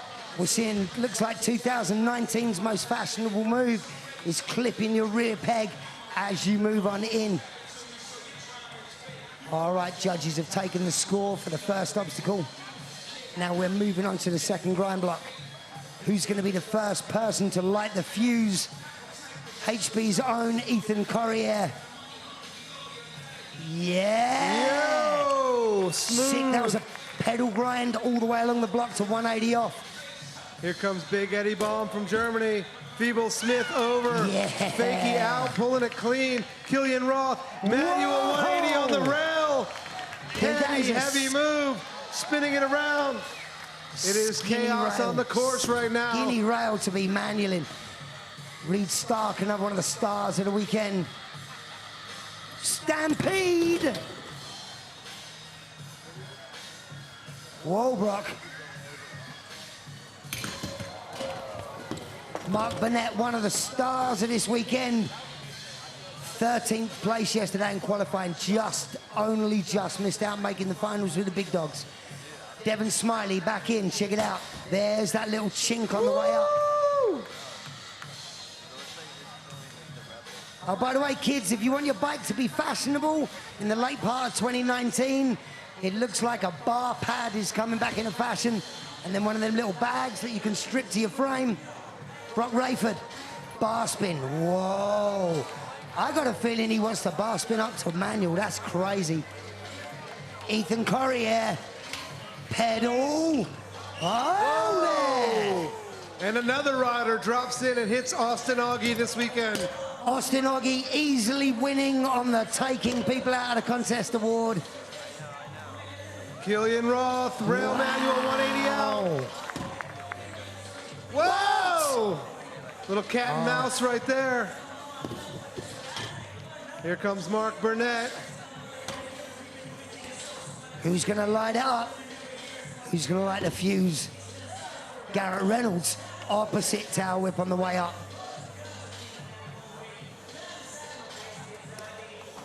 DeMarcus Paul, Devon Smiley.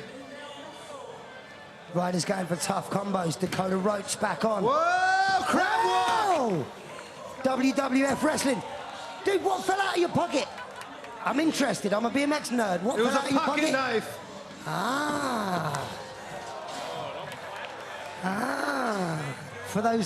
For those late night street riding missions. Yo, Ethan Corrier, smooth grind right there. Best trick on the ledge rail combo right now. We've got just over 5 minutes left. After Germany. this, we will be switching to the Colt Curve wall ride. Whoa, Reed Stark, long ice pick to over. If you think this is chaotic now, wait till the next best trick out here at the Vans Rebel Jam. Absolute pandemonium on the course. Riders coming from every direction. Pegs all over everything. Mark Burnett, nose wheelie on the rail. Also, notice that seeing as there's money on the line, all etiquette has disappeared. There will be snaking going on all over the place. All right, Devon Smiley back in, check it out. Too much going on. Brock Rayford, check it out, bars. Man, just that mistake was harder than we can do. DeMarcus Paul. Huntington Beach, let's get loud for these riders in best trick right now. These are the best street riders in the world out here at the Vans US Open Rebel Jam. It is a fiasco on the rails. Killian Roth. I got a feeling somebody's gonna throw something down in a minute. Elevate himself from the crowd. Too much to call right now. Here comes Ethan Corrier. Nice crooked grind. Setting it up for that hip, trying not to run over the next rider. Dakota Roche getting snaked by Austin Augie. Mark Burnett. Patty cake party time right there. Nice ice pick ground. Check it out. Reed Stark going ice, ice, baby. He's trying to go ice pick all the way along the first part and then over to ice on the other side. Oh. Here comes Brock Rayford. Whoa! Right to the... That's so crazy. 4 minutes left 4 on the minutes clock, left, gents. riders, grab bags. Give him a call, 4 minutes. All right, Killian Roth, check it out. Manuel, he's trying to 180 off. That one's a toughie.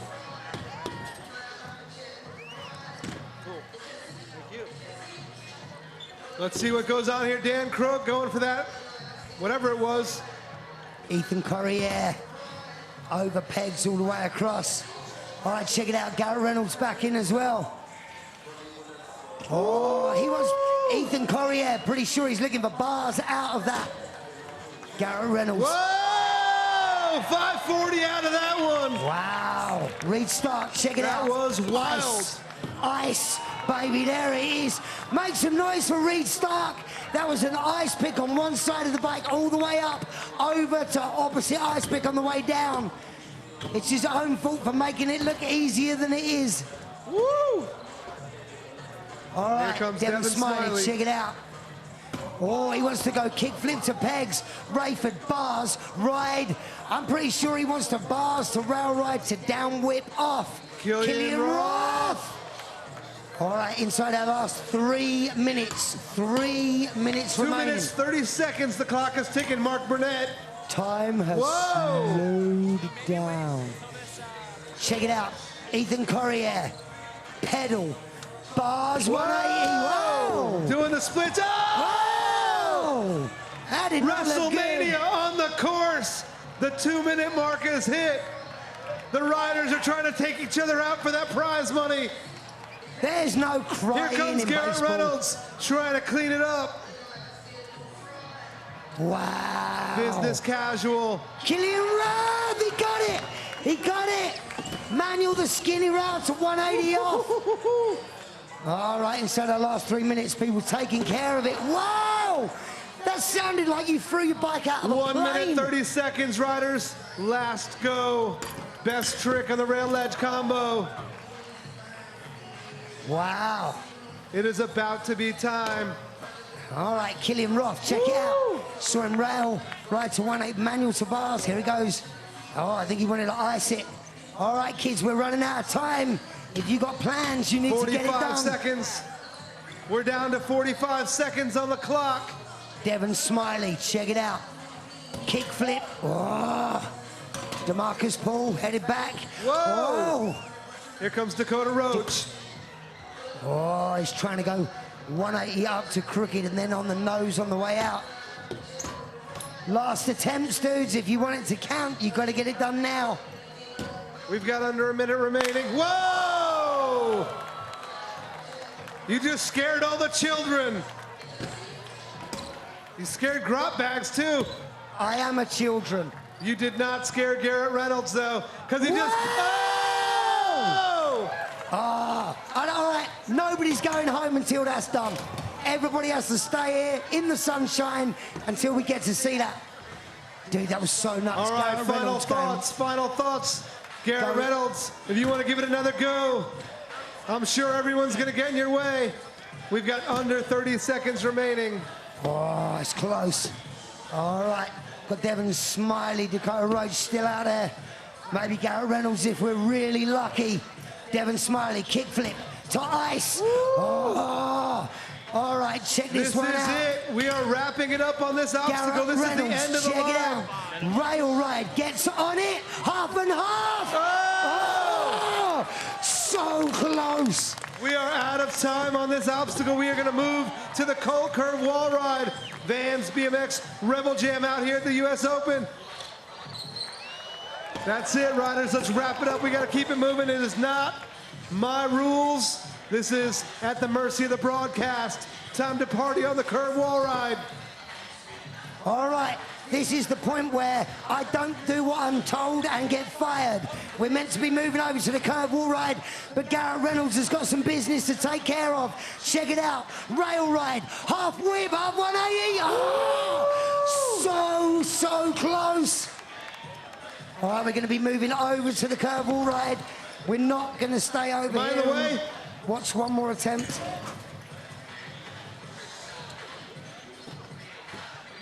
All right, riders, we are going to move over to the curve wall ride unless you've won 18 gold medals at the X Games before.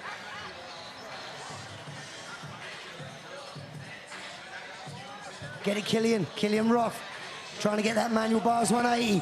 All right, this is going to be the last thing you're going to see on this obstacle before we move to the curve wall ride. Garrett Reynolds, check it out, trying to go up, rail ride, half and half. Unbelievable. Our work here is done. All right, we're headed to the curve wall ride. The third of 3 best trick obstacles. Damn, Garrett Reynolds taking care of business there. Who is going to be the overall winner of best trick? We have 2 obstacles done and 1 to take care of now. We've seen some of the biggest tricks of the weekend right here on the curve wall. Some of the highest velocities we've seen on the course. We are about to see some of the biggest tricks of the weekend. Whoa. Is the clock going, Scotty? What's going on here? All right, the clock is set. 10 minutes on the curve wall ride. This is going to be total chaos. This is going to be as wild as it gets. The curve wall ride, conceived by Dakota Roche himself. Grot bags. Whoa! Alley-oop fakey curve wall ride by Devon Smiley starting things out. All right, Corey Martinez going for the tire press in the pocket. Mark Burnett. Whoa. That is skinny up there, kid.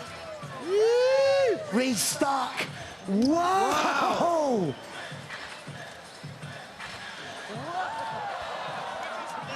That's somebody standing where they shouldn't be standing. Brock Rayford will ride out of the top. Again. Corey Martinez, back tire press over there on that curve wall. Huntington Beach, let's get loud. This is best trick. These are some of the best riders in all of action sports out here at the Vans Rebel Jam, competing for a winner-take-all cash prize. Mark Burnett on the wall. Max Vu. Yeah! Max Vu from Epic BMX, local shredder. You're going to be hearing a lot of that dude in years to come. What? Whoa! Dude, that was awesome. Devon Smiley's trying to 180 backwards wall ride the curve wall to 180 back in. Hey, that's not fair. What? They're tricks from the future. You're not allowed to use tricks from the future. Whatever you want to do, there's no rules. Pegs. Stalling. All right, we've got a couple of riders chasing them. Mark Burnett's been up the top. Riders and spectators, camera people, make sure you stay out of the way, because anything goes right now on the curve wall ride. Where is Kevin Kalkoff headed? Oh, Austin Augie going for the half cab to manual. Also known as the half taxi. Don't tell Steve Caballero. Brock Rayford back in. Wall ride air and wall ride back in. Check it out. Restart. Wall ride to 180. Whoa. A lot going on. Yeah, Max Vu. Wall ride up to pegs. Now check this out. Oh my. That was the best trick. I'm calling it. That was the best trick I've ever seen on that curve wall ride. Everyone else go home. Pack your bags. Dude, Devon Smiley. That was amazing. My eyes are burning. Dude, he went around the curve wall ride faking. Are you kidding me? Kevin Kalkoff. Don't worry about that stand. It's only a couple of $100. Devon, that was awesome. Huntington Beach, make some noise for him. All right, check it out. Now we got Boyd Hilda back on course. We've seen him lacing down some big stuff on the curve wall. All right, Brock Rayford back in as well. Check it out. Airing out. Dude, whoa, he's trying to basp in air.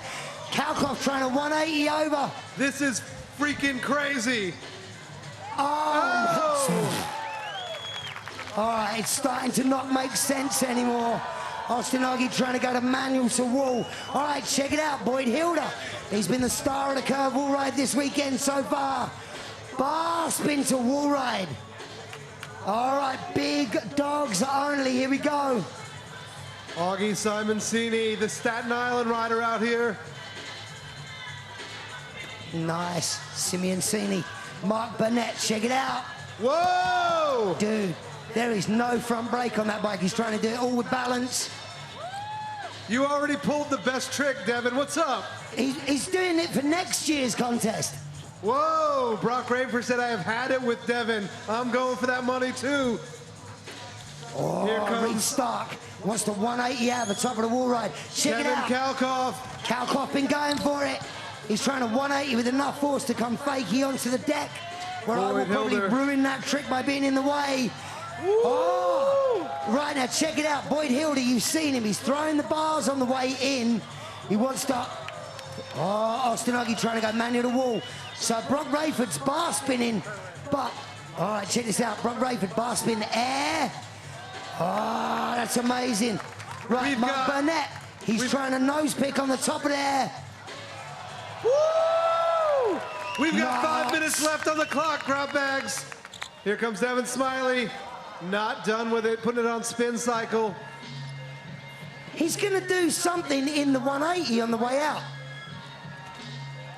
Like, that is so crazy. Devon Smiley's already laid down. Reed Stark headed in. Now check it out. He's going out of the top, 180. Wow! Dude, he's trying to chink his rear peg as he comes out. Bars in. All right, Boyd Hilda, we've seen him bar spin into the wall ride. I've got a feeling he wants both directions. Wow. You're going to half cab onto the beach. Burnett. Mark Burnett. Oh, he won't be happy until that's out perfect. Of control. Austin Oggy trying to flip to manual. All right, here we go now. Brock Rayford, you've seen the bar spin air. Think he wants to lay something else in. Oh! I think he was trying to knock that curve wall right over, grab bags. If that had been me or you, Cranford, 2 months in hospital. Maybe you. This is a wild best trick right now, Huntington Beach. Let's get loud for these riders. Devon Smiley on the phone. Whoa! And he just hung up on everybody right there. Remember Vince Carter at the... Whoa! Watch out, grab bags! These riders have no regard for your safety or their own. Here comes Boyd Hilder. Bars in! Get it! He is fired up. Watch out for Austin Oggy. He might be the squirreliest one on the course this weekend. All right, Boyd Hilder, check it out. You've seen him bar spin on the way in. There it is. But you haven't... Oh! Get you some, player. Dude, I'm pretty sure he wants bars on the way out. Mark Burnett still trying to nose pick it. Oh. 3 minutes remaining, riders. 3 minutes remaining. Best trick before we go into the awards ceremony. Huntington Beach, let's get loud. Whoa, body varial. Here comes Brock Rayford. Boyd Hilda, check this out. Now, this will be the third or fourth attempt. He's bar spinning on his way in, but he's looking for it on the way out. No hander on the way out. Bar spin right across the table. All right, no hands That's what I like out. to see. No regard for anything. That's what BMX is really about. You should have knocked the whole thing over, Boyd. Mark Burnett trying to get perfect balance. Oh. We're inside our last 3 minutes.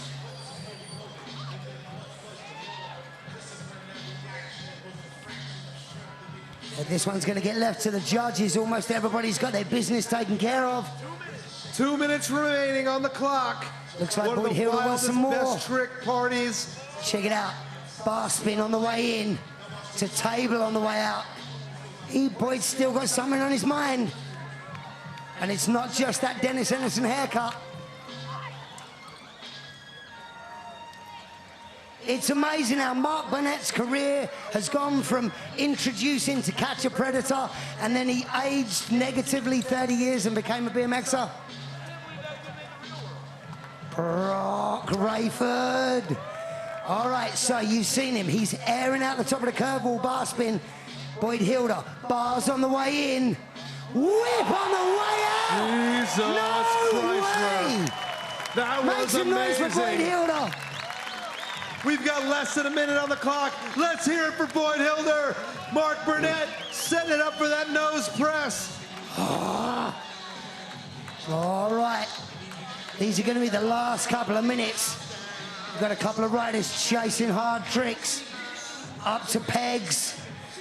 Oh, he wanted a maybe 270 back in.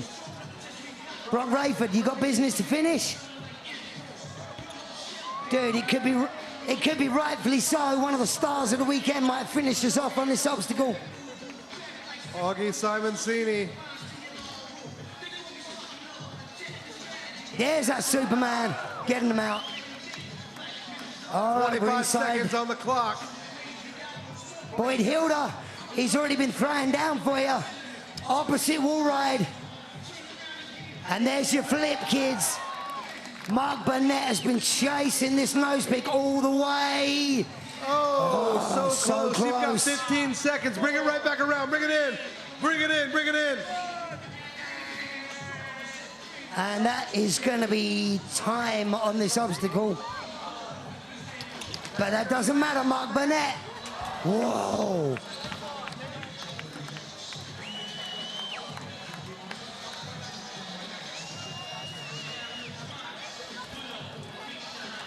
Augie Simoncini trying to air out of there.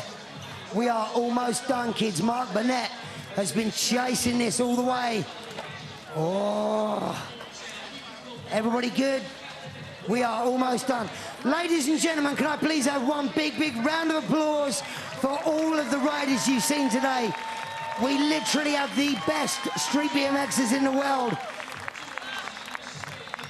If you hang out with us, we have got $30,000 in prize money to hand out to today's winners and to crown the Rebel Jam winner for the weekend. Thank you very much, HB. You have also got 2 weeks of this, you lucky people. BMX this weekend. It's going to be skateboarding and surf next weekend. Hope you're enjoying your US Open. If you hang out for another 10, 15 minutes, we are going to be handing out the prizes and handing out the titles.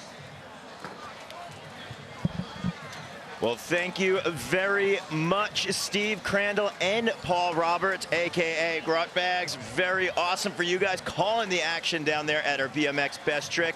So cool to see the 3 different events down there. If you just joined us, you saw the best in BMX. I'm Daryl now. This is Scotty Kramer. Scotty, what were your thoughts on the BMX Best Trick? I loved it. As a BMX fan, I just got to sit back and watch the best in the world, just have at it on those 3 setups right there. They started out on that Euro setup over there, and I saw some amazing things. I saw some guys really putting their heart and soul into trying to get the trick and trying to push BMX forward. And then they moved over to the center obstacle, and the center obstacle is where things started getting out of hand. So many riders were flying back and forth, and when you have that many different styles, you have that many different approaches, especially guys that favor pegs that are on the left, favor pegs that are on the right, you got people flying back and forth, but we saw some crazy, crazy combinations. Killian Roth doing that manual to 180 across that rail was absolutely amazing. Seeing Garrett Reynolds going for that tire ride to 180 downside tail up off of it.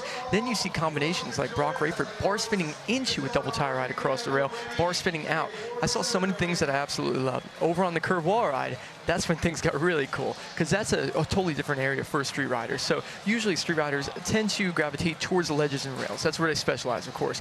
But we had the guys that get to take their street input and put it on the Colt curve wall ride. And we saw a lot of really cool things. Boyd Hilder doing that bar spin into the curve wall ride, riding around it, doing the tail about was amazing. Saw guys like Mark Burnett trying to do that nose press over and over again. And that's such a difficult trick, you know, stalling on that front wheel without anything but balance. You're not putting your foot in the wheel. You're not getting a handful of brakes. You know, you're not wedging it in like Boyd Hilder did. You were just specifically trying to stall on that front wheel. So that was pretty amazing.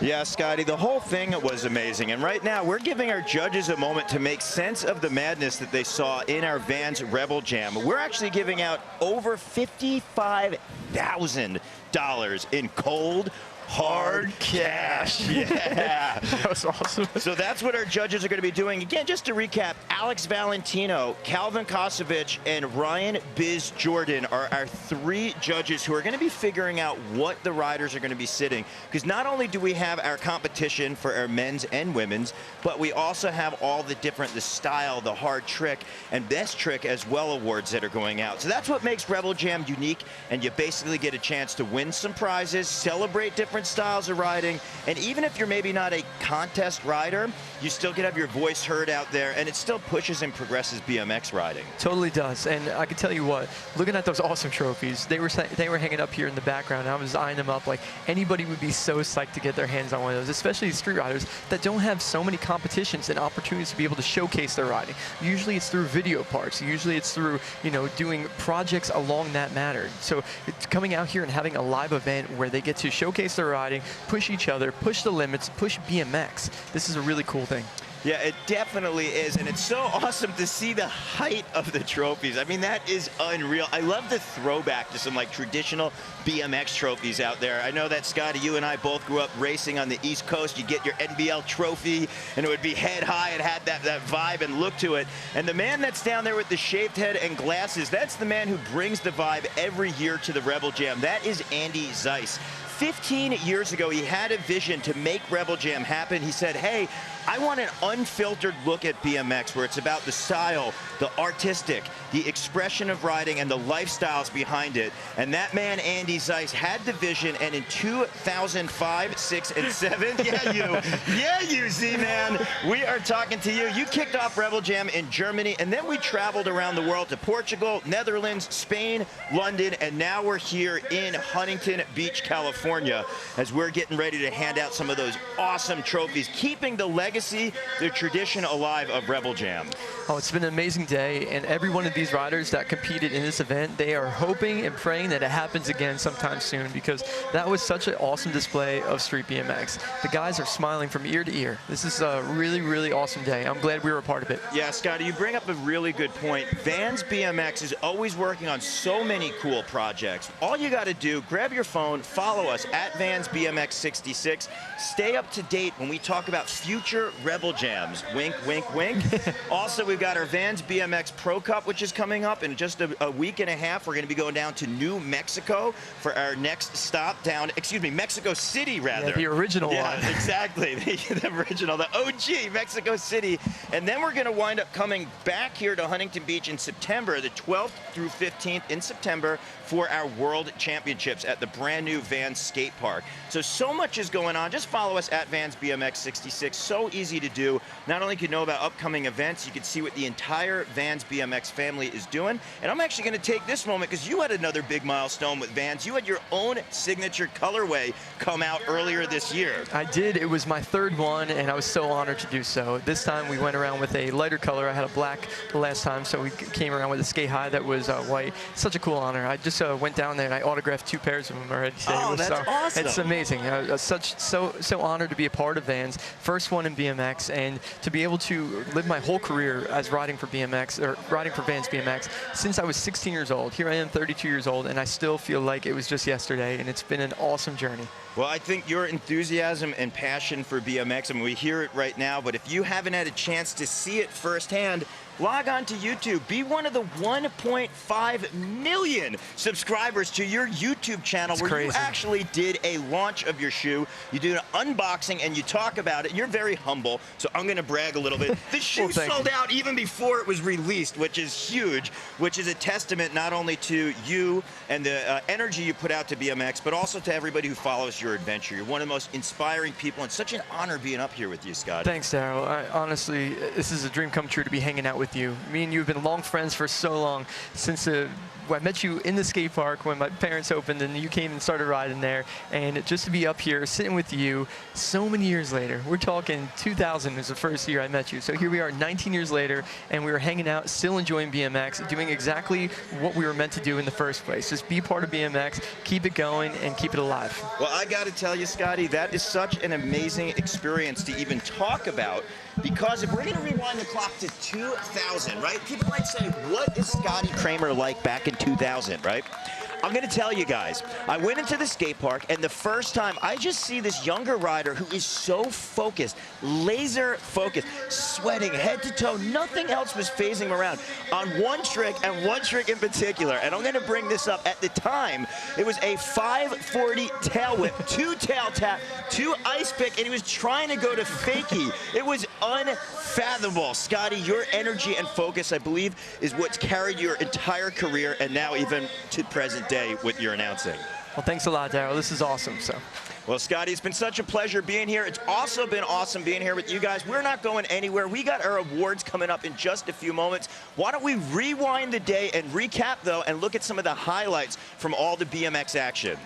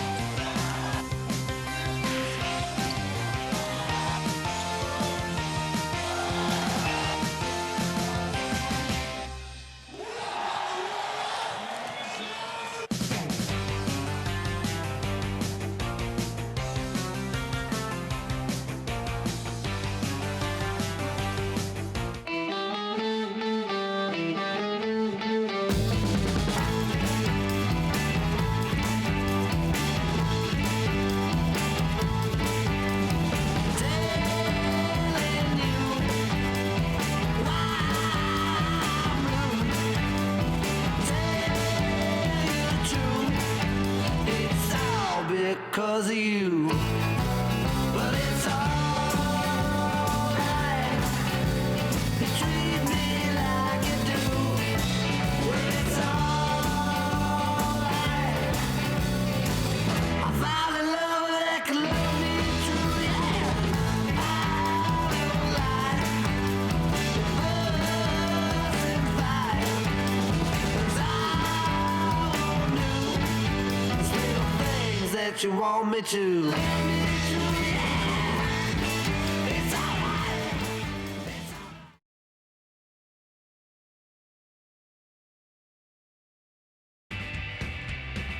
We're proud to be here at the Vans U.S. Open of Surfing in Huntington Beach, California for the Vans Rebel Jam. I'd like to give a big thank you to Vans, Swatch, all of our partners, the city of Huntington Beach, and a very special thank you to all of our athletes and our fans. Here to present our awards, Vans VP of Events and Promotions and the Ambassador of Fun. Give it up for the one, the only, Steve Van Doren.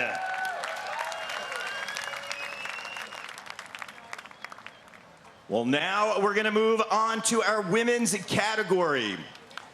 I'm going to announce the 6th through 4th place. I'd love a big round of applause, and then I'm going to invite up our top 3 finishers. Coming in 6th place, give it up for Jessica Kasich.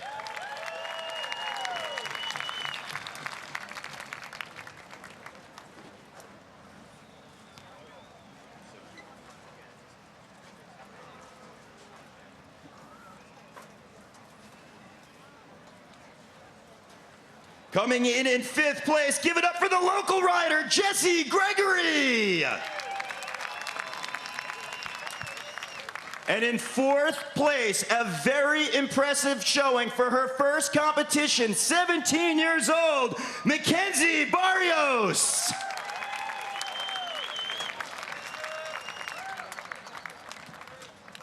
Well, it is my big honor to say thank you to the generosity of Vans and Steve Van Doren, because we just added a women's best trick competition. I'm going to invite down, winning $500, doing a feeble grind to fast plant 360, Natasha Wetzel.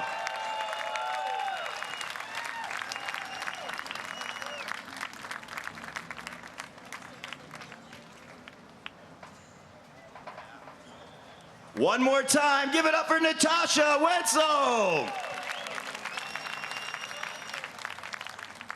All right, the top 3 places remain. And I'm going to continue showing the generosity to Vans for stepping it up with the prize purse for the women.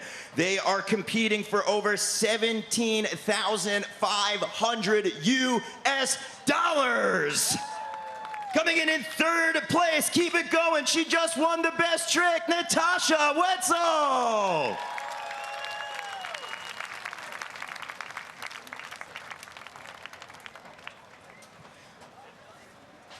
Coming in 2nd place and winning $5,000 in cold hard cash, Angie Moreno.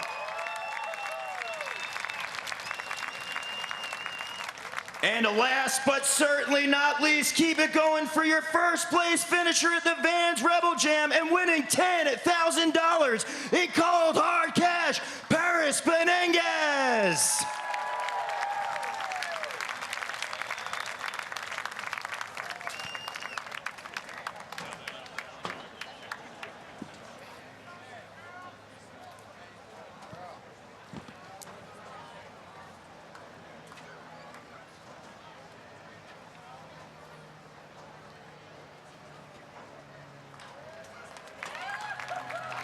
Yeah, let's have our women hold their trophies up loud and proud as Huntington Beach shows your appreciation.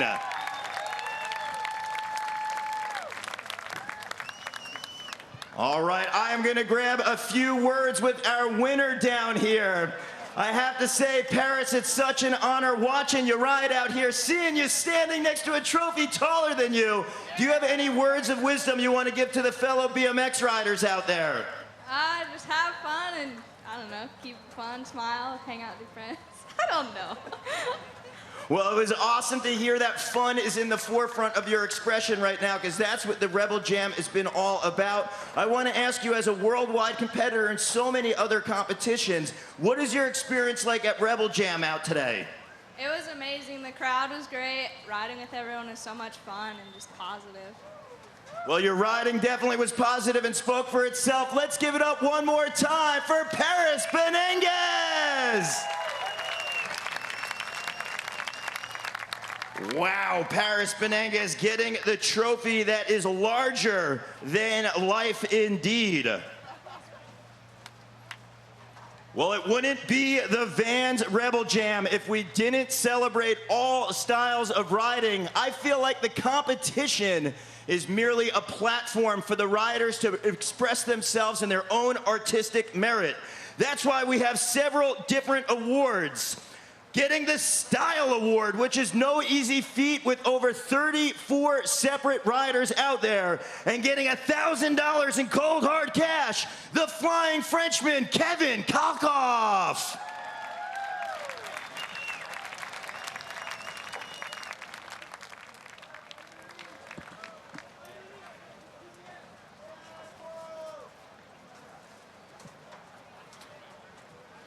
We are keeping these awards going. The next one of the most unique because the award is creativity.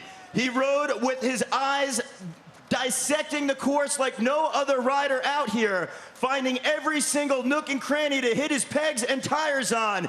Give it up for the smiling Reed Stark.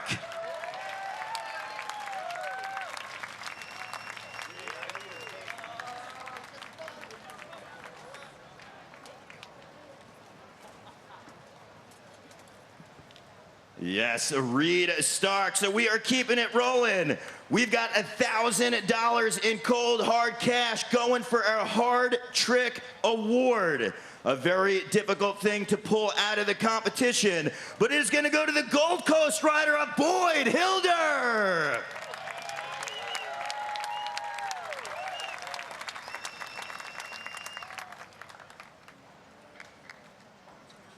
So those were our awards within the competition. But as we know, we had 30 minutes on the clock where we had a best trick competition.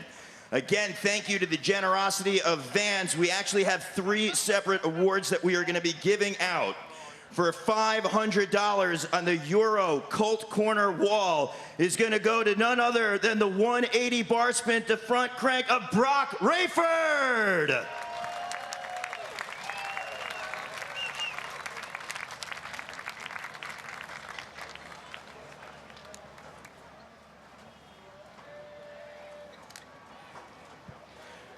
The second best trick is in the ledges and rails section. He did a rail ride to 180 opposite down tail whip. He's from New Jersey, one of the most dominant street riders of all time, Garrett Reynolds.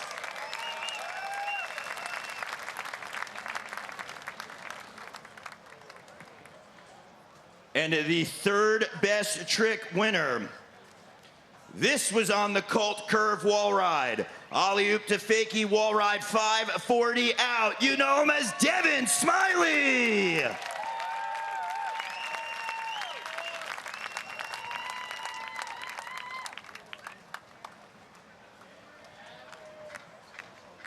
Look at that lineup right there. Gentlemen, if you don't mind standing shoulder to shoulder right now, very proud.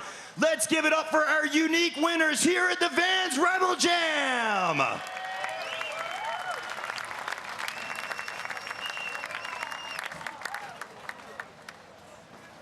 All right, thank you so much, guys. Now I am gonna wind up announcing our 12th through 4th place finishers. Let's put our hands together. Coming in 12th place, Alex Donachie. 11th place, Ty Morrow. 10th place, Bruno Hoffman. 9th place, Kevin Kalkoff. 8th place, Devon Smiley. 7th place, Brock Rayford. 6th place, Reed Stark. 5th place, your local Huntington Beach boy, Dakota Roche. And in 4th place, Chad Kerley. All right, riders, I'm gonna ask our top 3 finishers to please come up in no particular order. Garrett Reynolds, Dennis Anderson, and Boyd Hilder, please make your way to the Rebel Jam stage.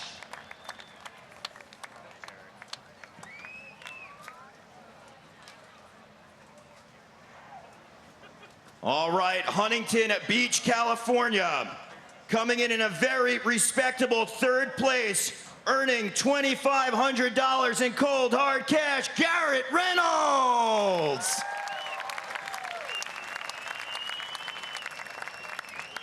Two riders remain. 2 riders tackled the course like no one else today. 2nd place and $5,000 goes to the Gold Coast rider, Boyd Hilder.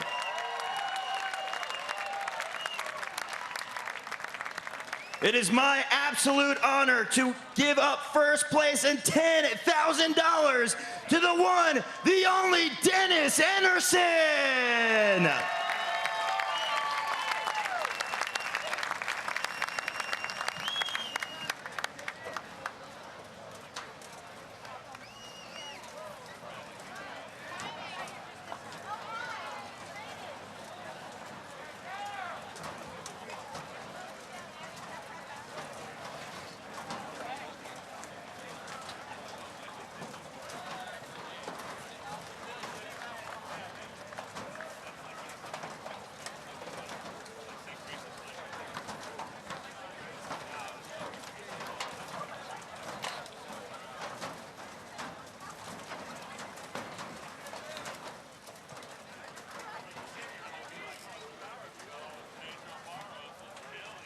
Wow, look at that. Our top three winners, Garrett Reynolds, Boyd Hilder, and Dennis Anderson. That trophy is larger than life. And I'm actually gonna grab a few words with Dennis Anderson, our top winner today. Dennis, I gotta say, congratulations, the California home crowd. You wanna say to anyone out there? Yeah, thanks for everyone. I know you could enjoy the beach day, but I saw people just coming in and seeing BMX all day, sitting there all day, so thank you all, Huntington Beach locals and everybody who came up to this. Love you guys. Thanks for supporting BMX.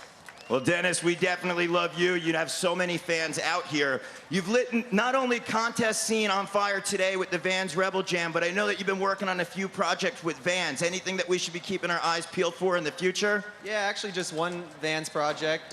We just started, went on the first trip, so hyped on that. Every trip we're gonna bring a different Vans rider and travel a bunch and stack clips and try and make something really cool. And coming out like 9 months or something, so I'm stoked. Wow, well, if it's anything like you're riding today, it is definitely going to be very exciting to see. Now, I just want to ask you a little bit about Rebel Jam. This is such a unique event. The focus is always on fun. What's your approach like at a contest like this? This was so fun. There's only like one other contest of the year. It's called Battle of Hastings that has that vibe, and it literally felt like we were on a Battle of Hastings team. Me, Boyd, Garrett, and Chad. Like, that last group was so sick. And then watching the other two groups in front of us was just like, the hype was so real. Everyone, you can fall on a trick, get back up and pull it. Like, that's the best. It doesn't matter what you don't do. It matters what you do. That's such a good perspective. I think that sums up Rebel Jam perfectly right there. Any closing words to your fans around the world? First off, thanks for everyone for doing the Rebel Jams, Vans especially, Andy Zeiss for throwing this whole thing and everybody a part of this. And thank you so much to everybody who watched this thing. Love you guys. Let's give it up for Dennis Anderson.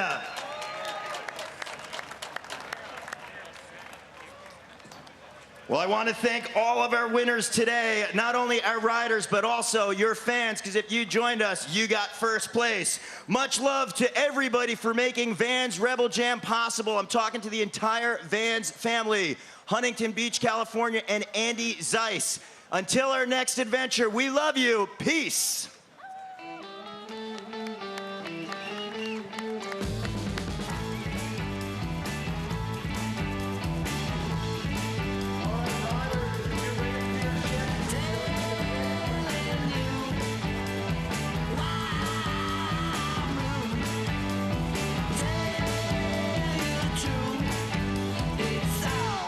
Because of you, but it's alright. You treat me like you do, well, it's alright. I found a love that can love me true, yeah. I don't lie. The fuss and fight, 'cause I won't do these little things that you want me to. Well, it's all